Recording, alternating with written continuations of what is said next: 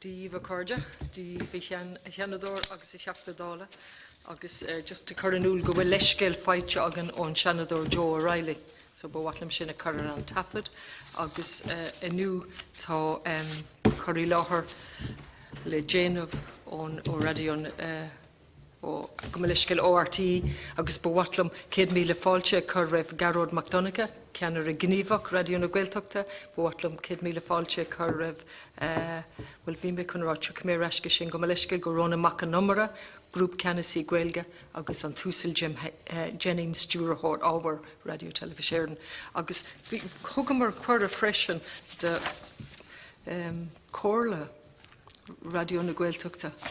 Agus bhí mé díreach chun 100 míle fáilte chur raibh Moynihan MacDonagh ach níl sé an seo faríor agus níl go crin cén fá fuair mar leiscéil inniu.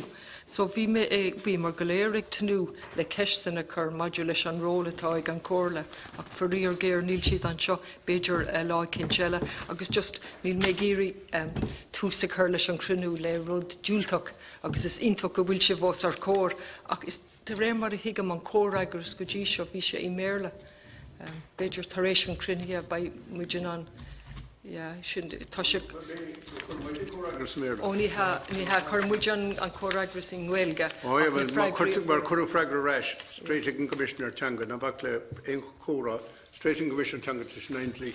Tas go hamlan 90 tis go maine tis bhhaitlim me sin a rá faríor go hamlan 90 bhhaitlim a bheith dúilteach ach tá sé táhachtach so sin an céad chahirir le a bheitting ceiste chur an féidir stop Curú chuide chuig áirstúrthóid RT. Níor chóra is dócha níor chóra an uair sin ochar chóra chuig dífóg. Dífóg, hí me go curú, me ise tá ganas. Ní aon dhéanamh. Well, is féidir ceiste chur cén fáin nach bhfuil sí an seo, but just... Beidir go gur ag tús, because bhfuil me leiscil waithí. An féidir is sin a bhíú beidir, just... Just Seola mar chora hig RT agus go háirí D4s mar an duine atá I gceannas. Oh yeah. Tá brónam orm like nOileán and fragria Ross Gaeilge like I'm not fluent on that. But we Jennifer come out So look, tá brónam like and I don't want to just in case. I don't want to embarrass anybody but yeah, like the invitation went into the Director General, I know, into her office. She asked me to appear as Director of Content in her place because maybe I work closer with Garród in rallying the Gaeltachta and the subject matter at hand was I know there'll probably be other questions you want to ask me about content, which I'm quite happy to accommodate and ask you about. But she asked me to appear at the committee, so if you want, like I can take back any message to her from you just with regard to maybe future engagements, but I didn't have a conversation with her about...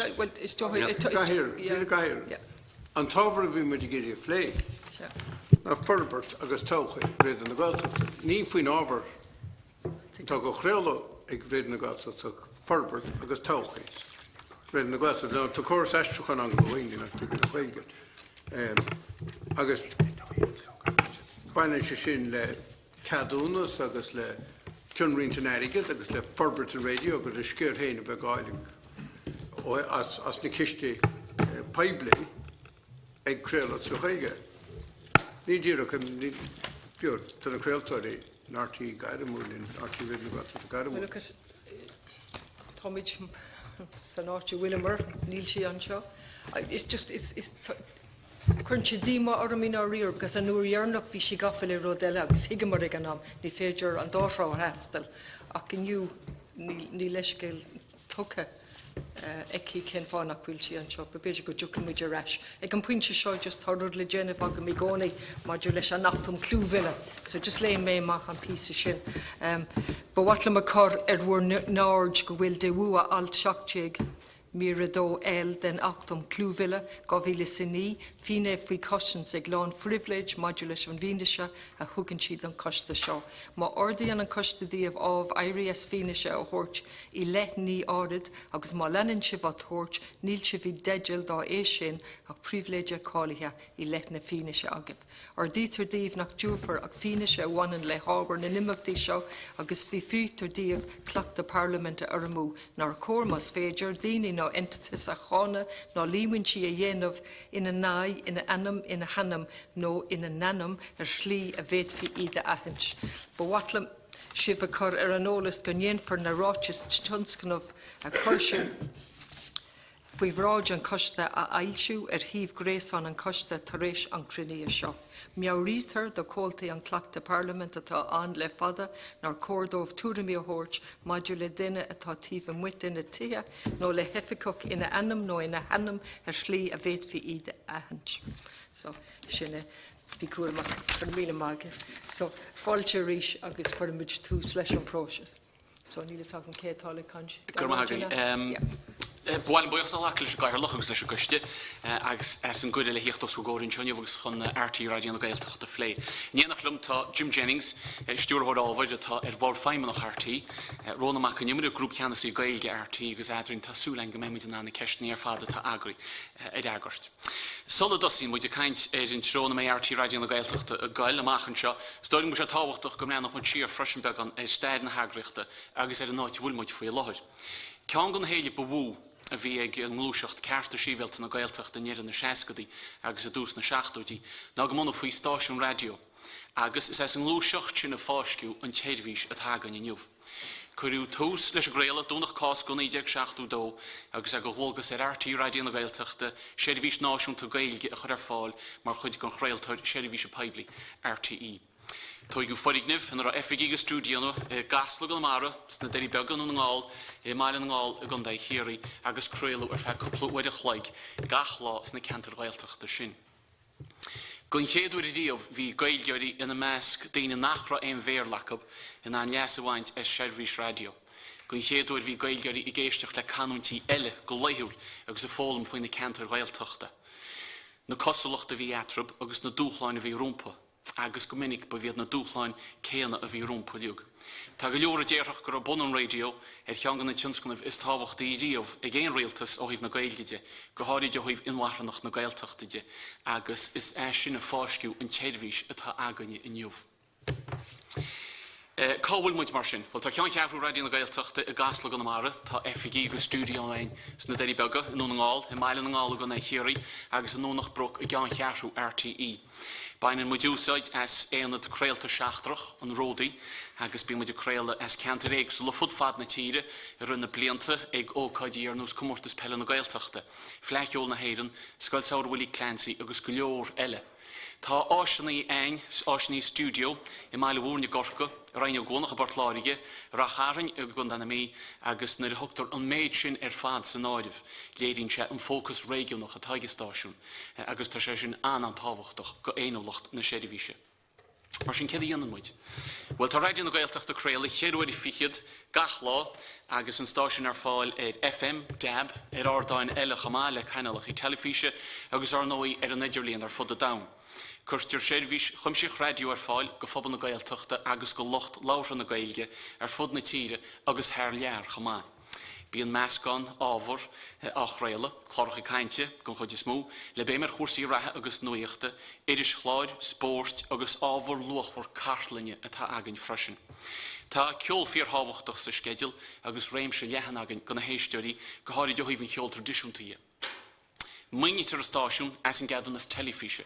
Agus béchas dánig meir góras takeíocht a réhabhachtach sin, tá téirhís ar a ddíhil le skedulach ar an éir ina bhfuil ábhar éagsúlan, agus atá freistal ar réachtainna sin phobal láithre na Gaeilge atá garthú de hir. Ach ceangan na ceistní móra tainna na cétá géisteach líne agus cá bhfuil siad. Well, ceangan na dúchláin is mó a bhí ag radio na Gaeltachta le blianta ná nach ra ein taide nó ólas a thiúrach léir go silir ar locht éisteacht an stáisiún ná mianta na néisteoirí sin. Inis gon chéadúir is stair na séirhíse, tá tús corfa le rinseachtaí le survey éisteachta leanúnach, díri go sonrach ar spluchloch éisteachta na séirhíse. Agus tá muid go de bort le actmh na hallscoileachta in hallscoil na héir an Gaeilge, agus le TG cehéir an survey seo a Dr. Fis Físe. Tá an survey díiriche locht láithre na Gaeilge, fud an NOileán, agus bé muid an taisiolalas a chiúchas a réis a úsáid le fálamach cétá géisteocht, coilsiad, agus céir de hainion nó nach daíon ling. Nuair a bhreanaí muid an déanaar a bhís dearnaí díana gábhaigh sa séideag, tugtar le fiscúilbeag nach 185,000 duine a láirt go leithúil nó go seachtainúil. Agus is orm siúd a muide i ggéir bheith díriú. As an 185,000 sin, bíon beag nach 7,000 a láirt na Gaeilge go leithúil, 50,000 acab sin sa Gaeltacht, agus 53,000 agus sa 60 tíh mug an Gaeltacht.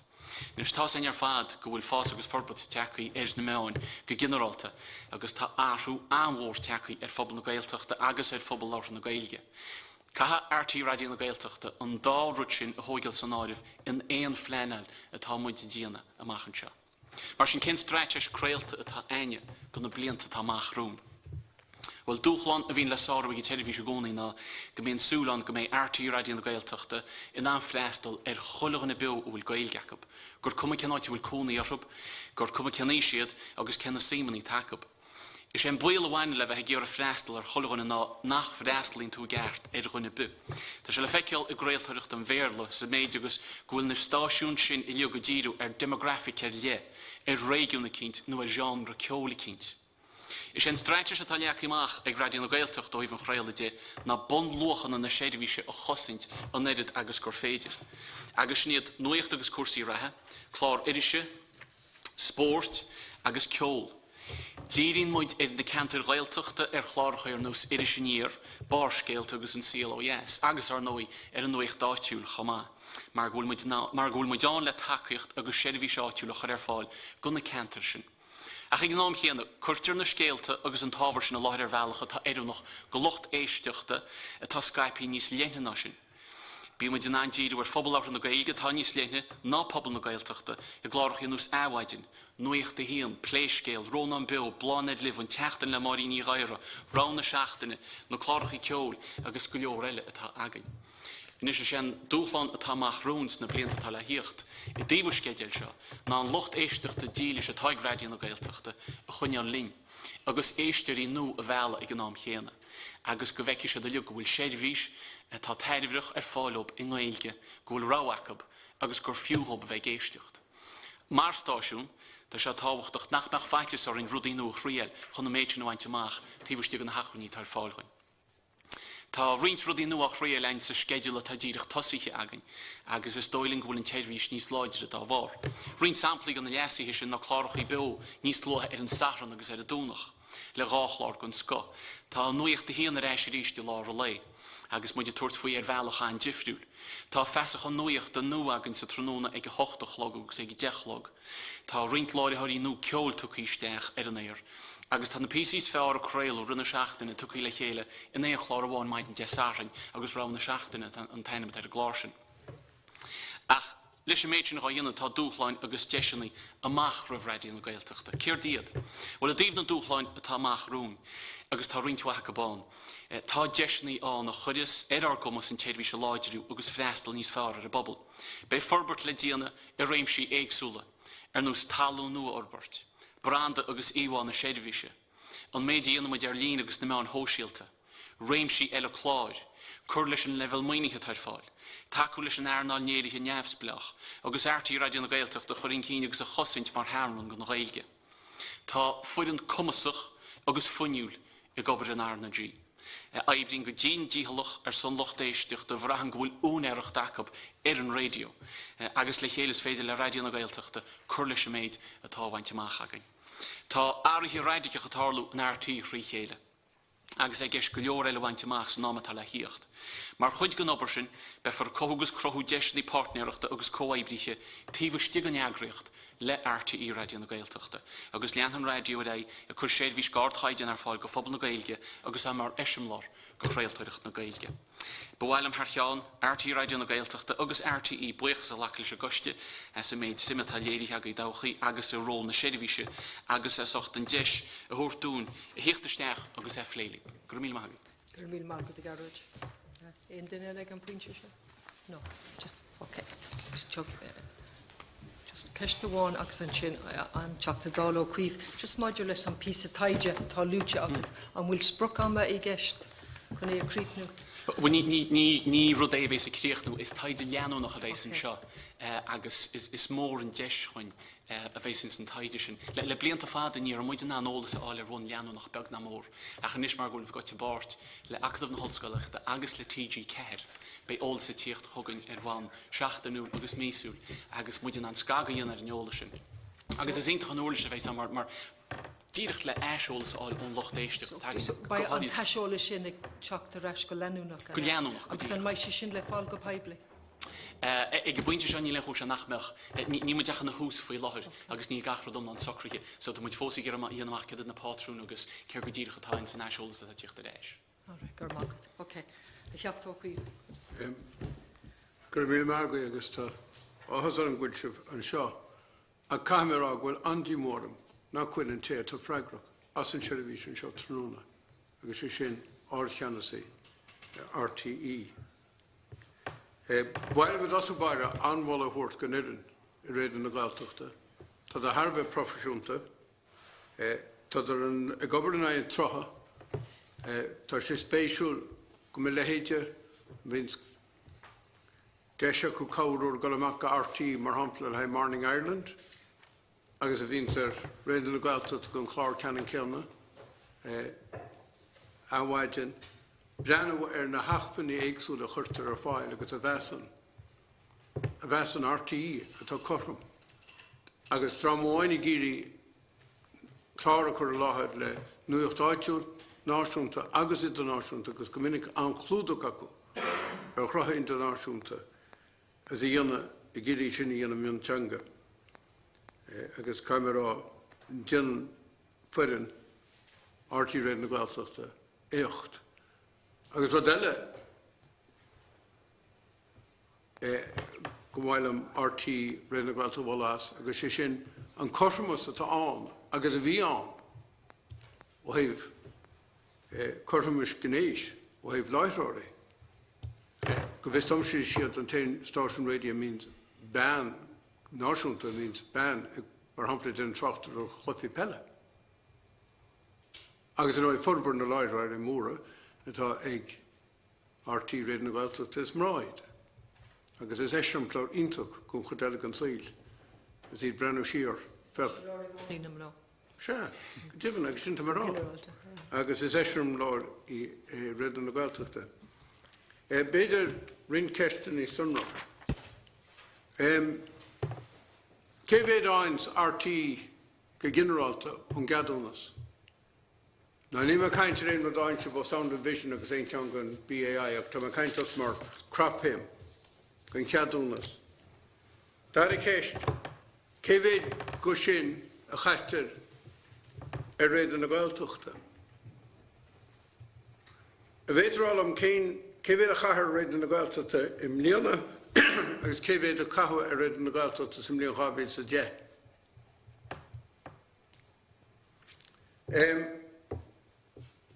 Tá an áilte rih an taide atá sé bhíonna. Tá sé thar bheith úsáideach.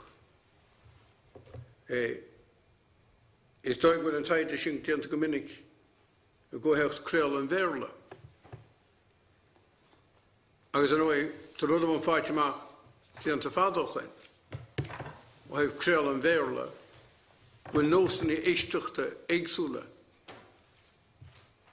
ag daoine óga le heis daoine nachfuil go hóg. Agus réitítear an aib sin trí mar hampla ghástáisiún béarla bheith ag RTE, 2FM agus Radio 1. Mar tictar nach mar chéile na nósanna éisteachta. A bhétar rá an bhfuil I gceist go mbeidh go bunúsach mar atá ag RTE, deis RTE béarla, go mbeidh deis ag RTE Gaeilge, Rachlár a chur fáil ag an am ceanna, ceanna bhain díortha an gcinál rud atá FM, 2FM, as in Connolly, dear in Ginner Rodata or RTE. Shachs Marthalar no Huide. Now, Tóibín FM on. Fyd mission or we memorare Comhchoiste, Service Cart Crealta, Gohin Yoga. Ac is a good sin on a daily Nakwi Gohog, a tattoo, a young machine, I get a gnome can in nature fine, nor a vinch wine at in yoga. Session Renley no armor beg a resting to so, while a mile of kind of planning it, I guess the talk, the sheriff could have filed isog, no Gaeltachta, agus no Gaeilge, agus isog natira, agus níl an aibe bhíocháin mar le tonta bhar fáil mar tá sé sin leiste de bhar cuinte éagsúla. A bheith tá ceistile anbhonúsach ar agart. An nOileán RTE réad an Gaeltachta de bheith in a stáisiún náisiúnta. A sheriffis náisiúnta. No, Cuív another Tamara. An Gallagher Chevlesh, because Sheriffis Nation to nos RTE 1 Berla, 2 FM Berla. Agus ma ainin Chevishin, kin fa nakwil an pai canon kilna. Agus na scali pai canon kilna, eg na crealta di shin, agus a ta eg an mohar cholach to us like clear. Agus freshin kin fa nakwil luntus pressure on. The word productivity. Agus the word which the government in Moynihan according to what we answer agus or Huine. So Peadar Godorashin and Gawincho. Gur ma het bij mijn begin Connolly om gewoon ja kijken zo aan Cadonus omland is Tóibín goalje hartig keet 8 miljoen in de blinden bij. I can check this, but I think it's 182 million. It's either 81 or 82. Okay. But I can get back to you on the exact detail of that. Agus cefyd y chaithir ar radio na Gaeltachta, wel rafig lys o siartiau cahw 1 miliwn chwciad 76 mili euro ar radio na Gaeltachta. 1 miliwn 10 chwciad 76 mili euro ar radio na Gaeltachta. Symlean rafig lys o de, ni'n siamar war machin, ach y brean o sir gyfod i rafig lys o cardig, fi 10 miliwn chwciad agus 80 mili on. Ach ys feidlam y ffigur le hi rafig lys o de hal rhaid. Susan Tomiliuk. Ni... Maar verleden het je citeer gaat zo, niet alleen de leggen Oh, even techter steg. Ja.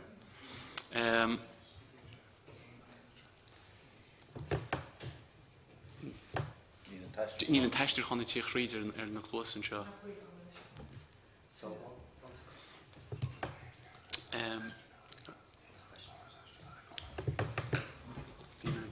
The income from the license has gone up over the last number of years. Has it gone up? Has it gone up? The license fee, obviously there have been no increase in the license fee over the last number of years. The amount collected has gone up by a very small percentage, I think, because there are, in line with the population, so the population increase has meant that there are more. But it would be, I can come back to you with the exact figures, but it might be out of 182 million, it might be like 500,000 or 750,000. It's a small increase. But if somebody next year builds 40,000 private homes and 10,000 commercial properties, at 50,000, you'd expect at least to get a license out of 40,000 of those. You would like to think so. But, I mean, obviously one of the biggest issues that we have at the moment is the evasion issue. And what we're finding is, and in fact the Joint Oireachtas Committee on Communications has done a lot of work in this and has actually sent a report to the Minister and to Government on this very issue, on the licence collection, with a recommendation. You know, the evasion rate is currently at about 16%. And then there's the whole issue of non-TV homes. So there's a number of homes over about, I can get you these figures, it's about 110,000 who say they have no television. Yeah, you know. So obviously they don't pay a licence fee because they don't have a television. And then you're into the whole issue of what is a licence fee for? I would argue that the licence fee is not only for television, but it's for radio and Gaeltachta and radio as well. So, I mean, the term TV licence fee is a kind of a misnomer. You know, it really is a fee in support of public service broadcasting, I would argue. But that's a whole separate discussion. So, you know, so... Good Gumrag. Just go to Rash Guji on Cade Kesh, because Nina Sunry Agam said, the Raymar Higam Curran Chok the Dale, Éamon Cuív Kesh, Cave the Ein RTE radio on Cadunas. Yeah, just Cave. Cave it on radio RTE free Caleba. Yeah. Give it on RTE or 5. Oh, well, Cave. Because fine RTE, 182 million. 182 million. Agus radio na Gaeltachta. Híneag Punca Cúig. Gumleshkin. Híneag Punca Cúig. Híneag Punca Cúig. Could income unknown at all, Gorty? Ni one just on Cadunas. Like near Hogan to Fogrees and Orov. I think last year, or in the last annual reports that was published, I think it was 320. But again, it's in the annual report. I can get that for you. So the commercial income, 0.3. obviously, is on top of that. So the commercial income will be about 120 million. Okay. Galrasharish could dina Kesh in the show. But these figures are published, so I just don't want to read anything into the record that actually is incorrect, you know. But I can come back to yeah, that's circular. Yeah, sorry, come let's get a garage. Lana Rylan. Na Kesh in the Yellen Shin for na Dini Yoga. Tá rint haibre a dhéana agus tá rá chuid leis a bhreagra se. Tá rint haibre a dhéana agan ó híomh daoine ógaide. Agus má bhreanaine mar dearúspáir ceart a radio na Gaeltachta díana agus trín ceart a RTE agus bérónan anna híochtasteach ar Ballbeg. A cha chuomh radio na Gaeltachta tá cearta do nó éisteachta tá ag daoine óga tá sé airtí go mór. Ní lehannar a daoine óga géiste leis radio le heis agus mar a bhíoch fada. So an cinál strátéise tá againn a ghfuil muidig ar an nás go chrothú le daoine óga chrí rudaí nó a chríad. Sampla sin na Comhchoiste a bheits muid seolinn teachtain se chugann mar hampla go na meán scoilní. Áite méid deise go bsúd chuiristeach ar Comhchoistas, chlár radio dhéana, áite dú go léirthir gaiilemúiristeach a níanach lehab agus go níana siad chlár radio. Agus créile mo dé sin amachchan sim líon nó. So sin rud tamid dhéana díreach leis an togra sin a bháin ná a chorólas ar fáil chob faoi radio na Gaeltachta a bhfuil mo deán. Tá muid a chur na ngasú sin i dtíana chlár radio frí Gaeilge. Tá sé de fólam skillan í radio chamá. Agus tá muid a crothú násclúb agus ar bhealach ará, well, beidir nach chuta géist le chuidig an ábhar taim faoi láthir. A chamachchan seo, tá said bhfuil mo deán agus go dúcha tú éis againn. So ar bhealach tá muid a ghaigh na daoine óga ar bhealach tá indíirich. Lúthú nacht a fem agus an ceolahín tagainn san niche. Bín go leor daoine óga géiste leis an sport a tagainn. Bín siad a géiste leis an geol tradiisiún a tagainn, leis an geol tíide a againn. Mar sin bíchas nach bhfuil chláirchaí per sé tá leachaí mach go ghasú nó go ghoine óga. Ní hin le rá nach bhfuil siad a géisteach le chuidig an chláirchaí tá againn ar an éir. Nís tá obair gáin na freisin ó híhann dar na stáisiún an lutar níos lochte agus tá níos mó leis ag grónam faoi sin. Tagam leis an méidetá le rá ag an teachtú Cuív maidir leis an diocrochta tá an ag seirbhís amháin freistal dhéana ar chuile ísgrúp ar chuile demografach. Agus feiceim san bhí me caint le críaltóirí dír na máscach le gairid maidir leis an gcurchuige take siúd. Agus tá curchuige sin acab tá stáisiún tá príomhstáisiún mar bheith radio na Gaeltachta an. Agus an sin tá stáisiún eile leis béim éagsúil ar an gcinál bascaise úsáitarrán agus díria ar phobal níos óige. Tá tríolach í gáin faoi láthir ag BBC Radio Cymru sa Mreatain Beg bhfuil siad a dhéanamh scoilte an miniciocht le freistal ar demografachtaí éagsla ag ammonaí éagsla a gahan lé. So faoi láthir siad tá muid dhéana ar seánna tá grúpa aibreachtaí le chéilein le RTE, le Connolly na Gaeilge Radio Rirá, TG4, RT Radio na Gaeltachta agus RTE 2FM. Le go feiceáil adrin agus na hacuní agus na skillanní ar fád tá ein agus breanúir an rudda tá an agus tá ordáin éagsla seachas FM lúteag an teachtó Cuív agus sin an chorchuige dearmid ag Radio Rirá láthar na huaire. Féidir adrin gur féidir tógealar sin na hacuní chorán agus seirbhís bháin díú an bobbal tá níos óige agus seirbhís thuirtúh dá réir. Ach chahann rá freisin os a chion sin mar chuide gon chorchuige atá ag RTE freistal ar rií óga ó híhann cinál sin ceol agus sandspéisianí agus ísgrúpaí.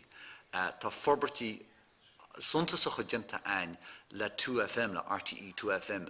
Seirbhís go tradiisiúnta má hain mud sirs na blianta nach ra mór an ein déileán ó híomh na Gaeilge. Ach tá gur go leor ábhar ar fáil ó híomh na Gaeilge agus tá spáint go leor takeíochta ó híomh na Gaeilge le blianta beagán. So mar hampla tá chlár dá hangach agan chula ine.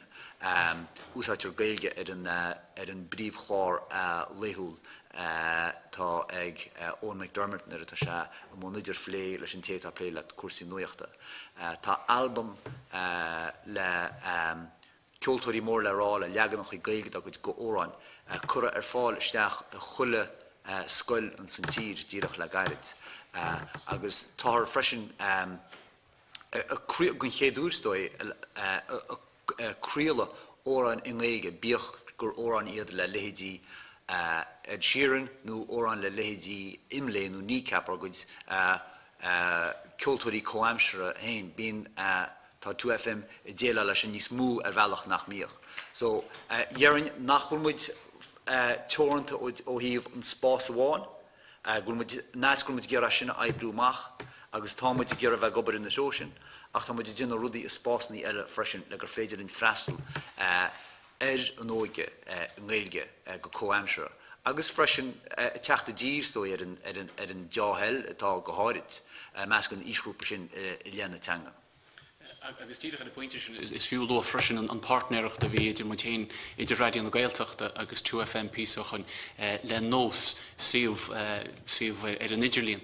Bhí gradamach i ceolach ab siúd agus le áde hairint ar sin, le áde hairint ar a grúpaínú a bhí Comhchoiste chrí Gaeilge agus a bhí gáil ar stáitse go phobal na Gaeilge timpeall na tíre. Chumid i bart le 2FM agus chréalmuid an ihe sin, an ihe gur brunú na gradam, chréalmuid é sin beo a radio na Gaeltachta. Bhí 2FM chréal a chuidig an cheol a hánig an gomórta sin. Agus budéisi bhín sin dúne an ceol atá ráchom an jobh ag daoine óga a bhfuil Gaeilge a chrí Gaeilge a chud amach ar an éir a chamáile sin a bhrústeach an diró 2FM agus níos mó áde haintir. Agus is dólam go bealach bháin eile ghfuil muid a chur seirbhís ar fáil go rií óga. Díreach sal i gréachna muid ar an buinte sin an rudí ar an freisin á bhfuil lu garóid an sin an coibhróid ar 2FM agus radio na Gaeltachta. Agus tá sé sin chothú ar an éir freisin in sa méid agus mar hampla ar chlár nead na fuiseoge le gairid nar a bhí bíon daoine chuisteach iirtas agus rudí mar sin. Agus is go bhfuil mé tháinig iirtas isteach de chalínóga agus gur mór lethe Ed Sheeran agus bhí an láisiúid an órán in Gaeilge a chréile le Ed Sheeran. Agus is obair 2FM a tháinig sin agus is cuide an orbertí sin. An cheistelle bhí an teachta i chuomh sin na maidil le páid in radio na Gaeltachta. So maidil le cuasaí páid áiríonn RTE, das go páidir le bheith silar faoi, áiríonn RTE radio na Gaeltachta mar stáisiún náisiúnta. Ó chuomh cuasaí páid agus ó chuomh scálaí páide tá ceartad tá scála páid nó grád a le in RTE radio na Gaeltachta nach bhfuil in éon herbhís eile de chuid RTE sinna grád an chláireachtaire. A chahanne bheith silar rá bhfuil grádaní ar fud RTE atá go sunrach go ardánú seirbhísí ar le nach bhfuil in éon áit eile in RTE. Tháinig sé seach an cín os cóir an IRT 2002 tinú rialú ag an am ó híh an cheartchamuin agus RTE radio na Gaeltachta agus curú bhaime ó híh grádaní agus ó híh ardú páide. Ach tí bh muide sin mar atá agé le gairid hí túrascáil ar Rólanaí in RTE agus Poi agus Marshinde ó híh inscnide ag Ciaran Mulvey agus ceangan na rudí tháinig consola sin na thuair sáil siúd. Gros cinn 160 grád ar fad in RTE agus gros sé sin mí hásúla tócha in san mealach nach raibh sé dhearcacht baint leis agus gro nimar go grád in Ián in san látá an Johan. So tá tús cur ag RTE leis an obair sin hanahéin, agus tá ar a breanú chulagrád san agriocht, agus a ggéire córas a Orbert itá níos siimplí agus a aibíns tras na hagriocht ar fad, seachas grád ní ar le bheith sunrach go seirbhísí ar le mar atá in RTE radio na Gaeltachta fi láir ach mar atá seirbhísí ar le freisin. Just a bit of salary in 10 to a grad for le. A clacam leis, na grad a hagus bresh, erige locht, red in the Gaeltachta, a sochta a dar gúlacht. Ma hagus sebert na trúr in RT and rokinna agus tot in the wani yma. Red in the Gaeltachta. Agus ta sin le fekkan mar hamplas núrach ag maidin. Ag awaid. Ag tam hafa go trúr a vín mun chláir sin.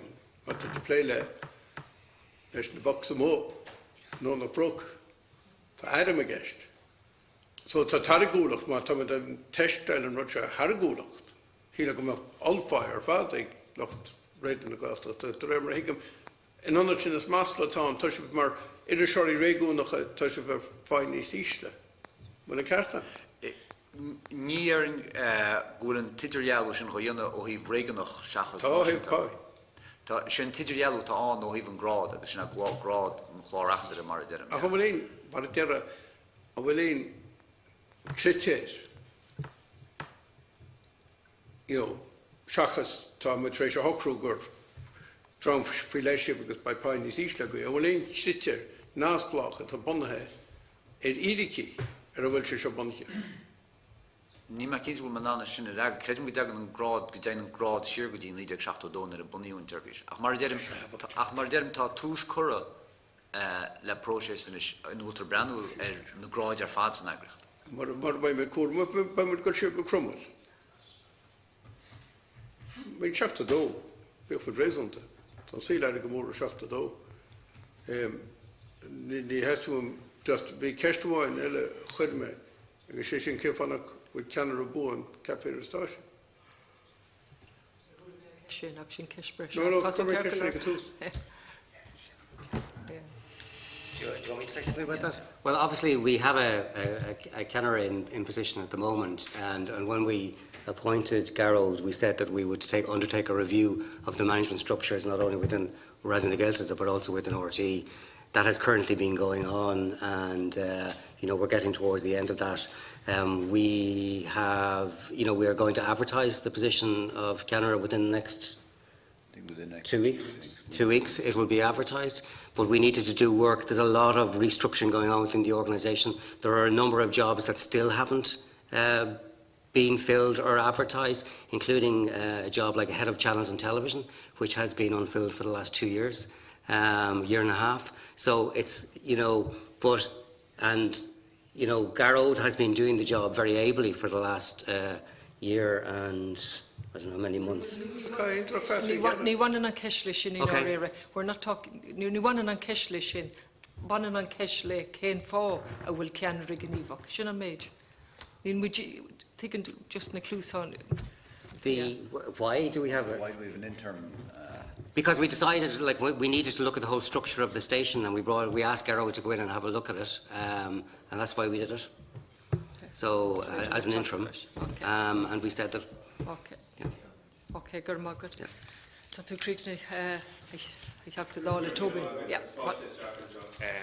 Os ar gór, míle buíochas as teach seo, agus ar an Gaeilge síos go bhhailm sa rá.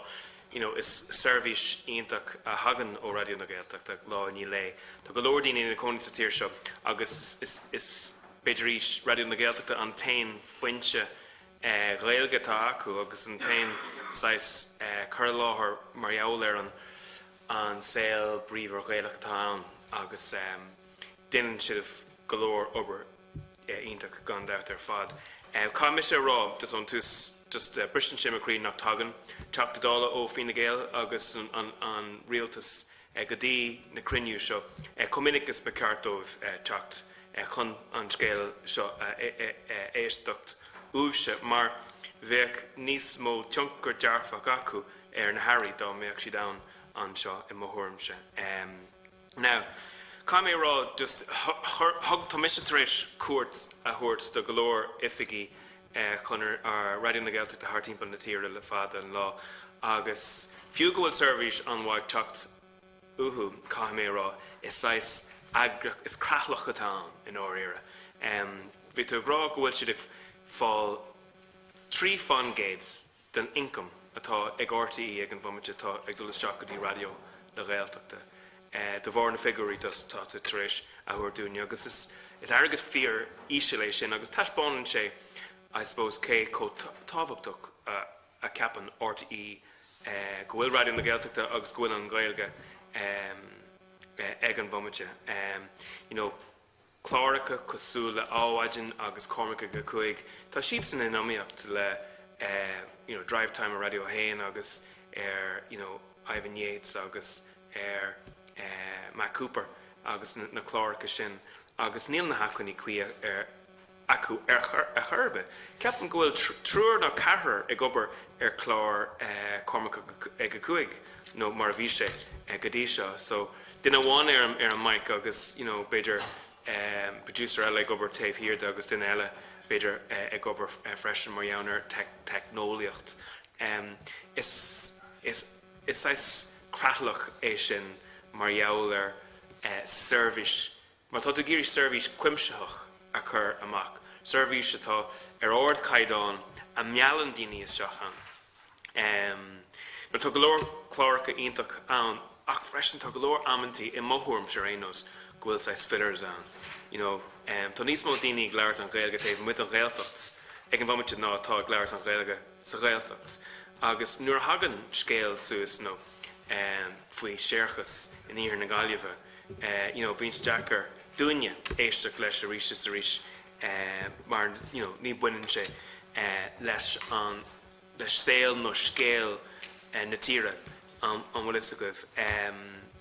Tá mé gurí fáil amach go déan fuair an iomlán atá goibh is, agus cén sais córéir tá sé sin I gcompráid le RTE agus an bhfuil sin an bhfuil si bh caiileann fuair beidir ó gábhil sa de nó bhfuil si bh chur leis deirean an scéile tá cluiste agamsa nó tá si bh caiileann fuair agus bhíoh radio na Gaeltachta I gcónaí I leir énig nuair bhí rud ag an mór ag title max a Gaeltach. So just chur mar hampla bhí ócáid mór I Gvidór le líon I riada agus bhí go leor daoine ann cúpla cé daoine ann agus an rud iomlán an Gaeilge agus bhí alíontóirí agus ceoltóirí ann agus bhí ócáid mór an agus bhí tá ifig ag radio na Gaeltachta beidir cúpla céad slat do cúpla céad trig ón airchlann I radio in Gvidór a fós ní rá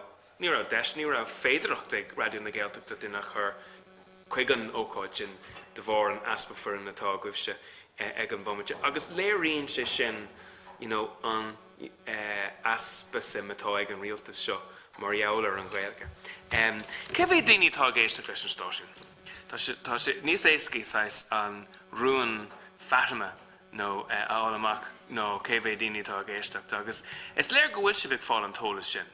Mar nuair a haon an sais na cólachtaí a déanaan na surveys sin fáin sibh an tólas sin.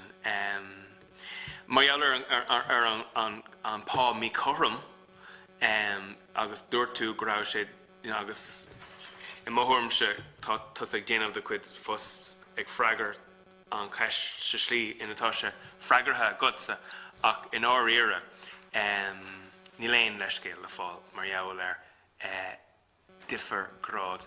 A bhfuil muidir grá go bhfuil craolacháin Gaeilge ar grád níos ísle nó craolacháin béarla.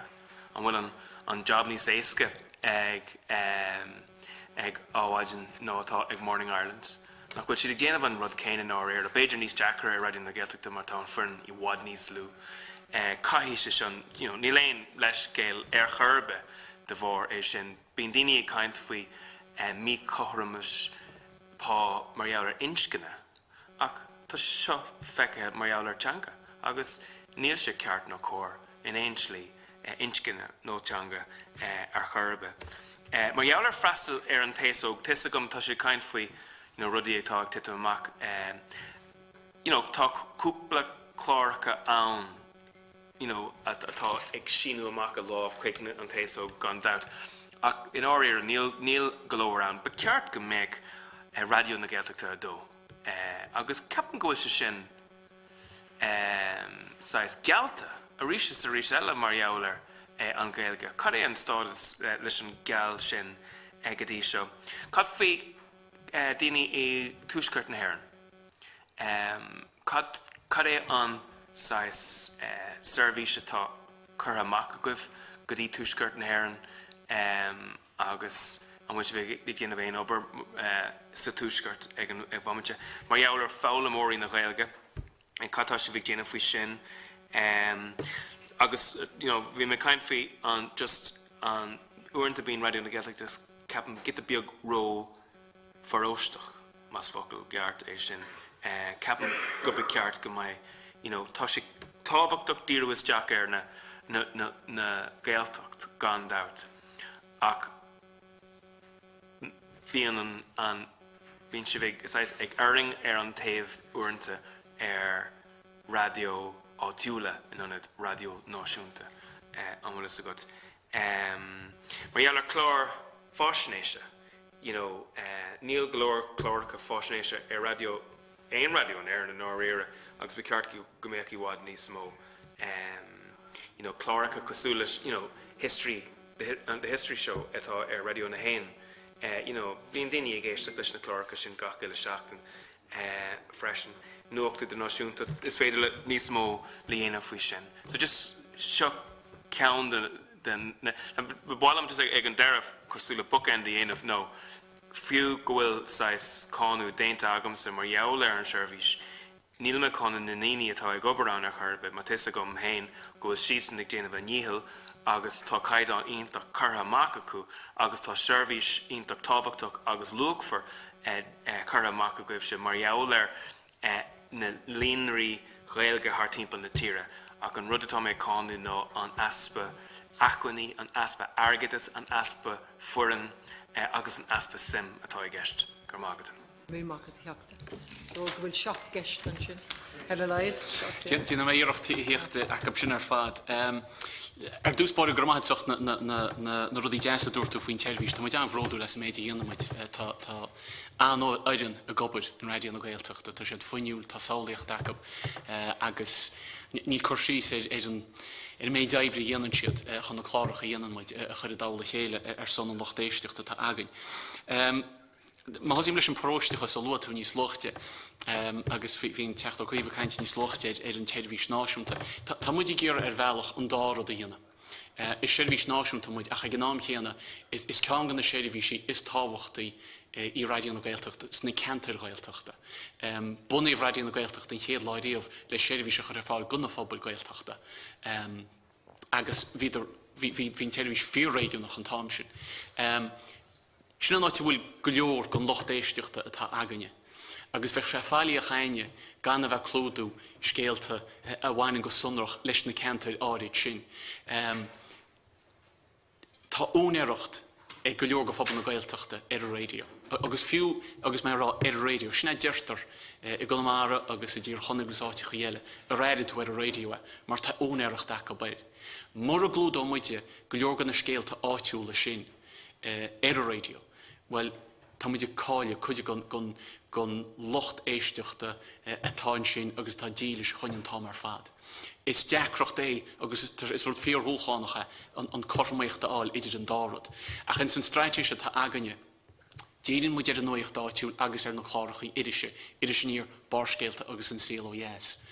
Ach tíomh mú na hamantaín sin, díanana muid díireacht a hála caint le pobl atá níos léithna sin. Daoine bhfuil Gaeilge acab, nach bhfuil éon maint acab le éon cheantar Gaeltachta, nach bhfuil éon sim acab sna cheantar Gaeltachta. Agus tá samplaíán ar nús an chláraithe Rónan Bew mar hampla, Rónan mac éhhaí an trígadín cú deardain agus tehíine. Is cuma céasú, is cuma cailtú do chonaí, bíoch tú thar lear fiú, chuir tú sim in san ábhar atá aigesan. Ach más na deri begahu, más Conamarahu, nu más bailan ng altu. Curtu seems a glor chama. So tamudi gir an da ra eidestal. Rud nach bhfuil is go dhéana. Ach ní dóil meach an éidir go cheartú ní bheith leiscéalach faoi sin íana, mar tá na pobl Gaeltachta fíorhábhachtach gon téirí sé taganne mar sin fáil mi dean. Fuair an radio na Gaeltachta, 8 ceir duine tá gobar gon téirí faoi láthir. Bhí sé ní sairde, is dóilm hart ar 2008 sos le beidir 180 fichian. So Tá figure sin leidí le riimblianta nuas. A bhfuil muidir caiile daoine Jimime seachtar ar Comhchoiste umorcuachta I dús na bliana seo sa tháinig leidú ar a bhuidan. A chohíomh achhuiín sinde, tá go leor éibre díontaine sin scéadúil a tain faoi láthir.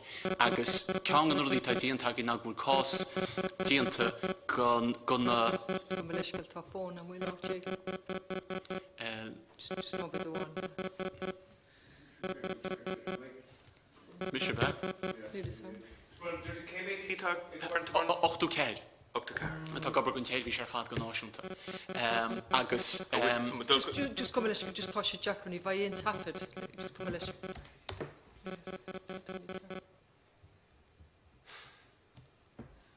Okay. Agus, and was sin taréis titim, and with taréis, like, I gunpod le gábhid is a def, maham. Is stoilm gúil. And will a major roles to go to? Ní chainheocht a réise leis a bhígur sin ó hábhílig sa de. Ach, Jimime seachtar bhain. An bhíon seo? Im líana. Aber I mína saona agus I mína Aindrias seo caiite.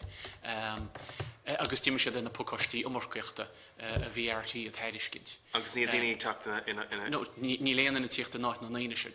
Mar an bhfuil sais cosc fós arth? No, bhfuil sin rud, sin chéh faoin teile tá agam. Nuair a tá muid an cás an láidir íon ó híhann scéideal a tagan agus forbortí tá muid I ggéir dhéana. Achan le éonar teile, díontar éireacht a gcónaí níos mó daoine agus níos mó achhaíochar ar fáil. Tá cead fáteine mar hampla duine eile á osú I gasla a rannach na nuochta marall na forbortí tá muid díana. Mar sin cé gurí mar seachtar níos lotha mlíana fós nuair a tá muide inán cás láidiríana agus an scéideal a tagan a chorchain cín custeir achhaí ar fáil. So ní léon bhlach é le an. Cinnte tá RT a crappa agus a dóna síosbegan í nóthíomh an méid achhaí tá an. Ach nuair a tá deisán díontar sin na hapú. Okay. I think maybe it's important to put that in context of what's happening in the rest of the station also, because that was a question you asked about what the impact was on the rest of the station. Like, we've had 2 redundancy programs in RT over the last 5 years. You know, I'm not sure anybody left right in the previous one. We've lost, between the 2 redundancy programs, we've lost nearly 450 people. Out of many? Out of many? Out of 1,900. Out of 2,300 originally, we went back to 1,900. We're now down at 1,800.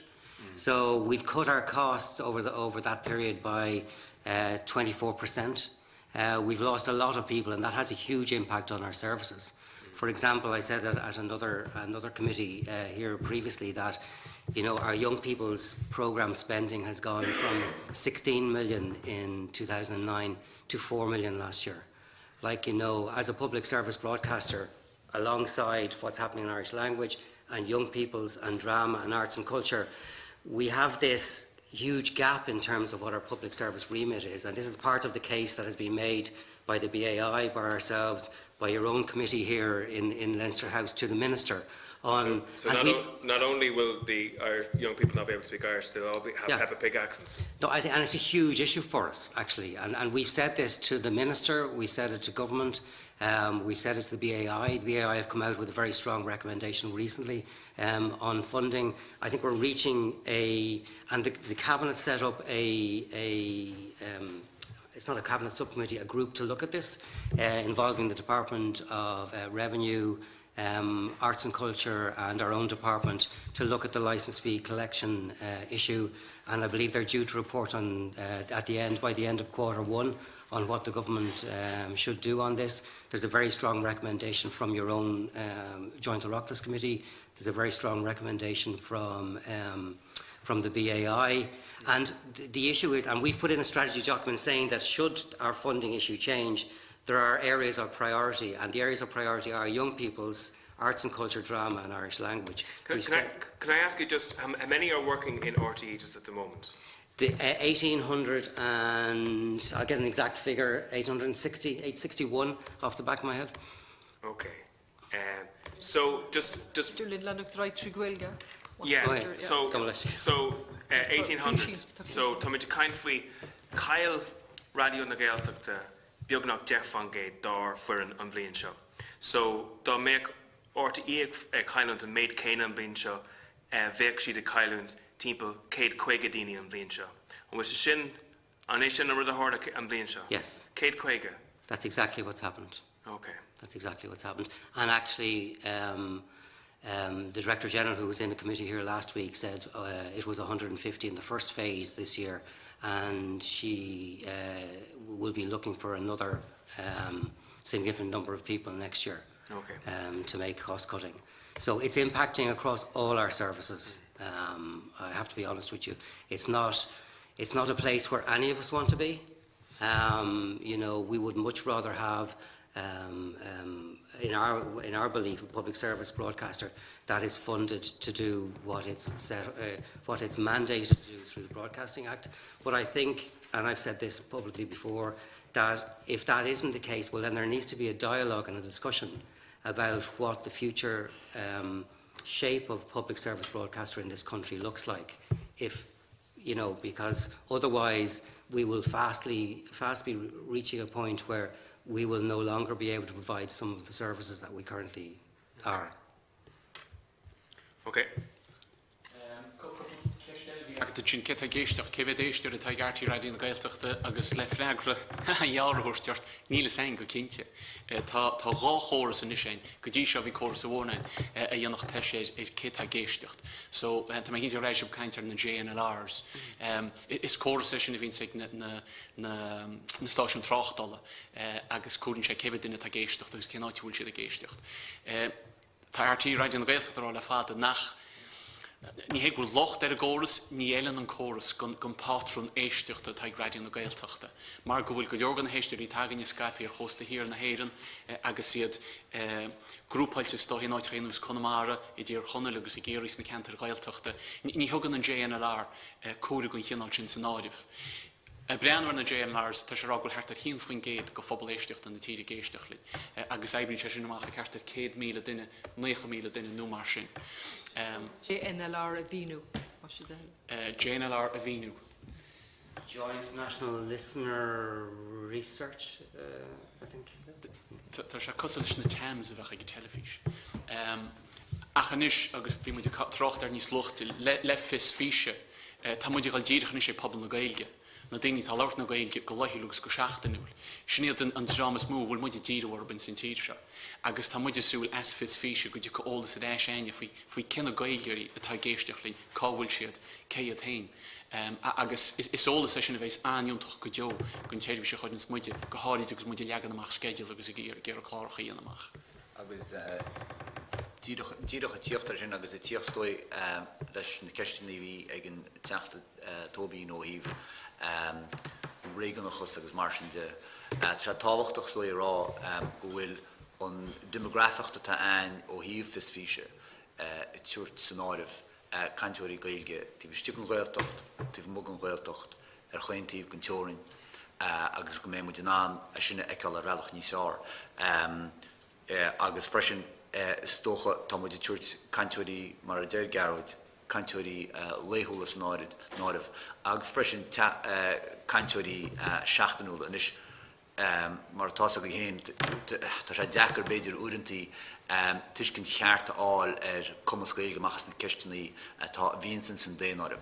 A credan muid bhunúil 16 úl, má tá tú láirt Gaeilge ar bhain 16 úl gur duine go déiteach a bheith i ggéisteach le radio na Gaeltachta. Agus stoig mar sé táhachtach an pointe i dhéanamh freisin nach bud staidir éisteoirí radio na Gaeltachta. Tá sé tuairt san áireamh daoine tá muid fáil amach na daoine nach néistín le radio na Gaeltachta. Céad gur féidir le dhéana le na héisteoirí sin le na daoine sin a bheála mar éisteoirí freisin. Mar síl Vi ceist faoi thuisgurt na héidir agus ceirta mu díana. Sampla tá se loite grónan an sin béis páirteach a bhís físe, so bé méid áir dóla sin tíocht an nós ó thuisgurt éan in san deite bheith sein I thuchas an survey sin. Ach go practicúil ceirta mu díana, tá pobl thuisgurt fíor hábhachtach go raidíon na Gaeltachta, agus díana mu díireach ar le a ghoil go fáda le hop. Ceangan ar dí mórí anna mu na díana mu creaaltaí seachtracha. Ní sé bhádach chun a bhí mu dírón, ní sé bhádach chun a bhí mu de nerm chola ciile. Bhí mu de méil feristí písoch na chamá, agus mu de túr chlárachaí na séadhíse ó thua agus mu de chud aine phobal an tuisgurt, agus Gaeilge an tuisgurt, agus á gud ar an air, agus á daran tisteach an sin rééisána tá againn. Ceanna gan rud a dhéanaan muid ná creaile muid an chlár blas a bhíon sagin trúna de saran ag lefuidéis sé, sin chlár a chréaltar ar BBC Radio Holla. Agus sin deis beidir go riine atá fud na tíide a bheith géisteach le pobl a tuisgurt freisin ar radio na Gaeltachta. Tugann sé cinál ard an hópsan. Ach ceangadú í sontasí anan muid a gcónaí ná clúdaí muid na táchaáin a bhín sa thua. Díana muid neisteocht mhórann sin agus chun muid daoine fada leis na honnaid chúd ar fad. Agus is dólims gan díana muid clúdach anchumseach ar na táchaáin sin. Agus a réist muid a galig pobl an tuisgurt agus a daran tisteach in san gréile a dhéantarans na hamantaí sin. Ar nó chamáile sin tá cuasaí sport, bí muid a freistal ar chlufií ó thua go minic. So tá go leor arsúl aganne le pobl sé chundé. Agus ríist díadach tíocht leisin ó híh an críola freisin ó choin tú in chéiste tá multiplex an áit ágans go bhfuil agus go gintítar go bhfuil críola leanúnach omland roianna ar RTE radio na Gaeltachta seachas beidir mar a bhí agus le rih teachtar ar thurbhís ar lína freisin go mbeoh póca áir seachas I chéile go nach túná teachtar ar turbhís. Den is cinnte go túná teachtar radio na Gaeltachta ar fud sé chunda. Lo tú chlórachaí fásnééis se chamá, bhreálíine a chamach níos mú a bagainn. Ach bhí rion teagann le tamil an was. Agus teagann siad de steach ar bheala éagsúla, tá scéim físe agus fóimeid údar scréalcha na héireann agus chun siad rion teirigid ar fáil nuair a hain léad chuir go fada le hobigéire Moynihan chun strahanna dhéana agus bhí strahain ní se bhádach an morch gur thar le srá staide. Tá muid dírecha commissionú srá staide eile a bheith agan dús na bliana se chugann a bheith sa díana comór ar go leor go méid hála 9 agus an 9. Mar sin le freigra gearúirteart tá rinte an bheg againn, bhhailín gomach tiile againn achas tóilín gur deisitá dún amachchan se níos mó forbaríon an sin a gáil caint leis na hairna neamhsblach, a gáil caint leis leudras gréalach an héireann agus rintcho a commissionú mu chéin.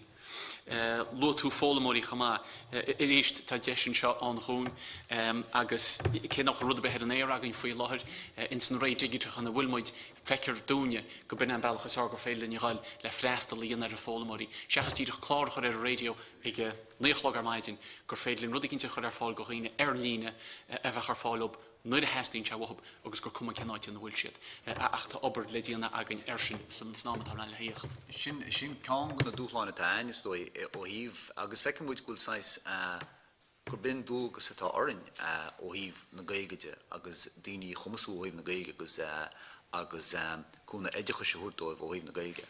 Agus dói mar a hagair an teachta ó Cuív de níos luche ó híh bheith freistal gan bheith an freistal ar chulaganna. Fectar dúin go méidir nach éon bailachas fearr le freistal ó híh éidechas ná an téidechas sin chur ar fáil ar an turbhís FM dó. So ceann an rudí mar hampla táthar dhéanamh faoi láthir. Tá muid féchuint chuig cartlan omláin RTE radio na Gaeltachta I dhiige tú. Go méid ná nach chur ar fáil gom phobal, gus go méid teachta ag an bobal ar an gartlan. Ach tá muid á dhéanamh sin freisin le partnéirí in institútí tríú levéir, le go nuair atá digitú sin á dhéanamh gur muid ná ábhar ógáil ón gartlan. Ní bháin díad a chuibh RTE radio na Gaeltachta sto bheile tá dianta ag RTE thar na blianta. Agus gur féidir a sin chur ar fáil a bhfuil an pócaistí éidechas gur féidir chur ar fáil ar lína. Agus stói chuir thuirt go phobal éisteach de beidir nach náireach omláin compórteach ó híh géisteach le radio na Gaeltachta ábhar chur ar fáildómh thuair sa steach ar an gréaliad agus iad a haint isteach agus iad bheála isteach bailach sin. Agus an puinte dearnach is dóilm lo tú faoi irisisií chuir na séidir bheith freistal le ócaidí. Cinnte tá teorla sem méid rudí gur féidir líí na méid ócaidí gur féidir linn a chlódach. Ach tíontar obair mhórin sin agus obair leanúnach a ggéar an éirid ócaidí chlódach agus gur féidir. Fuoi lethir tá choreagraí políochtar stiúsa teachse agan a bhín freistal ar ardéisina agus imachtaí vín sa tarlóí na políochtaí tá irisisií réigeannach agan tá gobar na descan na áitiúla a vín sa freistal ar chrunnithe go chuid na cóla condé agus é sin na tarla a bhn réalta na condathe Gaeltachta. Ó am go chéilann sin chamá chun man daoineach ag ócadéile nachhfuil loite bhí dí se hagam, bíon daoine freistal ar chlufií pelle fud fad na tíre choléire seachtainna. Díanana muid go leorleor creaaltaí seachtracha nuair a haimid amach meas go phobal agus samplaí ó sin bhí muid go iste éana an gáine Bhín síl ó yes a máile bhórna de híine se caiite. Tá Skype agus stáhíon freistal a radio na Gaeltachta díana ar na cantar. Tá sé suntasach agus é dínta tíbhtí na teornta na hachmaní teornta taga. There's one point just that we've been working with the newsroom as well to get a commitment to if there are journalists who work in the newsroom who are Irish speakers, that they're made available when they're covering stories to the programmes on Radio Gaeltachta as well. So we've been working to try and do more of that, try to think across our platform and to try and get more, cross work with the newsroom particularly. An policy arceachta go mar jaall choréir le Gaeilge a arcu in RTE. Ní léon policy arceacht ar le ach go dúchtar san áireamh mátá an Gaeilge mar bhaintáiste I rólaní ar le sinna méid dearan fa sin. Okay, so níl ein próséis nó rialacha nó sais chorus níos mó luach a thuirta duine tá san áireamh le haid post Marianne Gaeilge tá sé hús le cabbé duine tá taobh hir den siachan. Well, but I say, úsáidir muid freisin tíbhiste an chorus, úsáidir muid daoine dearmuid ar a meachchas é fachtúla híh Gaeilge agus béal so mar hampla nuair a bhí cuairt le gairid tar lear ag an uachtarán gur idirisiúr ó nuachtartí I freistal sin agus a chuir clúdach ar fáil níomháin go nuachtartí ach gon 6-1 freisin. Agus nuair atá Gaeilge ag idirisiúr in san ran ó béla go dádainn se sin an bailach le himpeall, so mar hampla ar ráirtí radio na Gaeltachta amna chéile jaabhatú tuairiscí cuairte ón góraigh lí mar. Ein téim go héidir go thomláin live ach nach méid sé just cliste an rutá sé ag dhéanamh sa bille achta deanga go ifagúil nó choréir ifagúil a chuir seach le fé fangéad a ach duine tá teachtasteach in RTE go mbeidh sin an feimú in Gaeilge go thomláin. Nach méid sé sin just practical. Something that we can, like I certainly take back, I'll take that back with me, but also when you were talking about documentaries, I think what's interesting is we've just co-located our Doc on One documentary production team for Radio 1, which is like multi-award winning documentary team with our documentary team in television, and they're working together now cross-platform doing content on radio, television, and also creating for online. But actually, just listening to you, Tom, today, like it should be not beyond the bounds of possibility that we start looking at whether we can produce Irish language versions of documentaries for, it's something that as we're breaking down the silos within the organisation, because it had been a very siloed organisation in terms of there are people in radio who wouldn't produce content for television. The way media consumption is going these days, and we all experience it in our own lives, and we see what our children are doing and how they're consuming, that those barriers or those silos are now gone, and we need to be, as you said, very clever about how we produce our content and working more across platforms and looking at more opportunities to create different types of contents for all our stations. And I think you're right. I think, I'll take that back with me and actually talk to the documentaries about that. Just Creeknu, just look at I'm pinch a Creeknu mash the head of it. Yeah, no, just like schedule like chuck to rest. Near thought should be doing chlor fascination, agus thought should be value on tide, agus and tolis, agus and over, agus like on ag dana van chlor. Ni vexio royaker dine egen ella no on ten dine an chlár a dhéanamh in Gaeilge freisin. I absolutely agree with you. Yeah. Mágad, sinné. Míle buíochas. Agus gur mágad bheits an chur láthair agus an ólas annach chud ann agus bhí cúpla ceistáil bheith gom agus bhí reintas na freagraí tagathe hena féin is stálam an san. An gcéadal síos te sinam go bhfuil se léir tá ardmhóla tiltte ag réidió na Gaeltachta anna bheas ag an Tromsville agus fud na tíre an seirbhís agus go cheolach sibh an taachtarach sin ar neiscútha anna bheas agus ardmhóla tiltecha. Tá sinam díústach beidir gábhar faoile agus in cíceann an san agus má tan tú ag déanana bhéindul chun cín tá sin a bheith cinnte gcónaí gur féad leat hós agus go bheith go cécho manól cos a háradí ag dul agus tuigim go bhfuil an dacrach leis an JNLR lena figúí an son agus nafuil an ólas agus is maithan rud é go bhfuil an fis físe ásáid.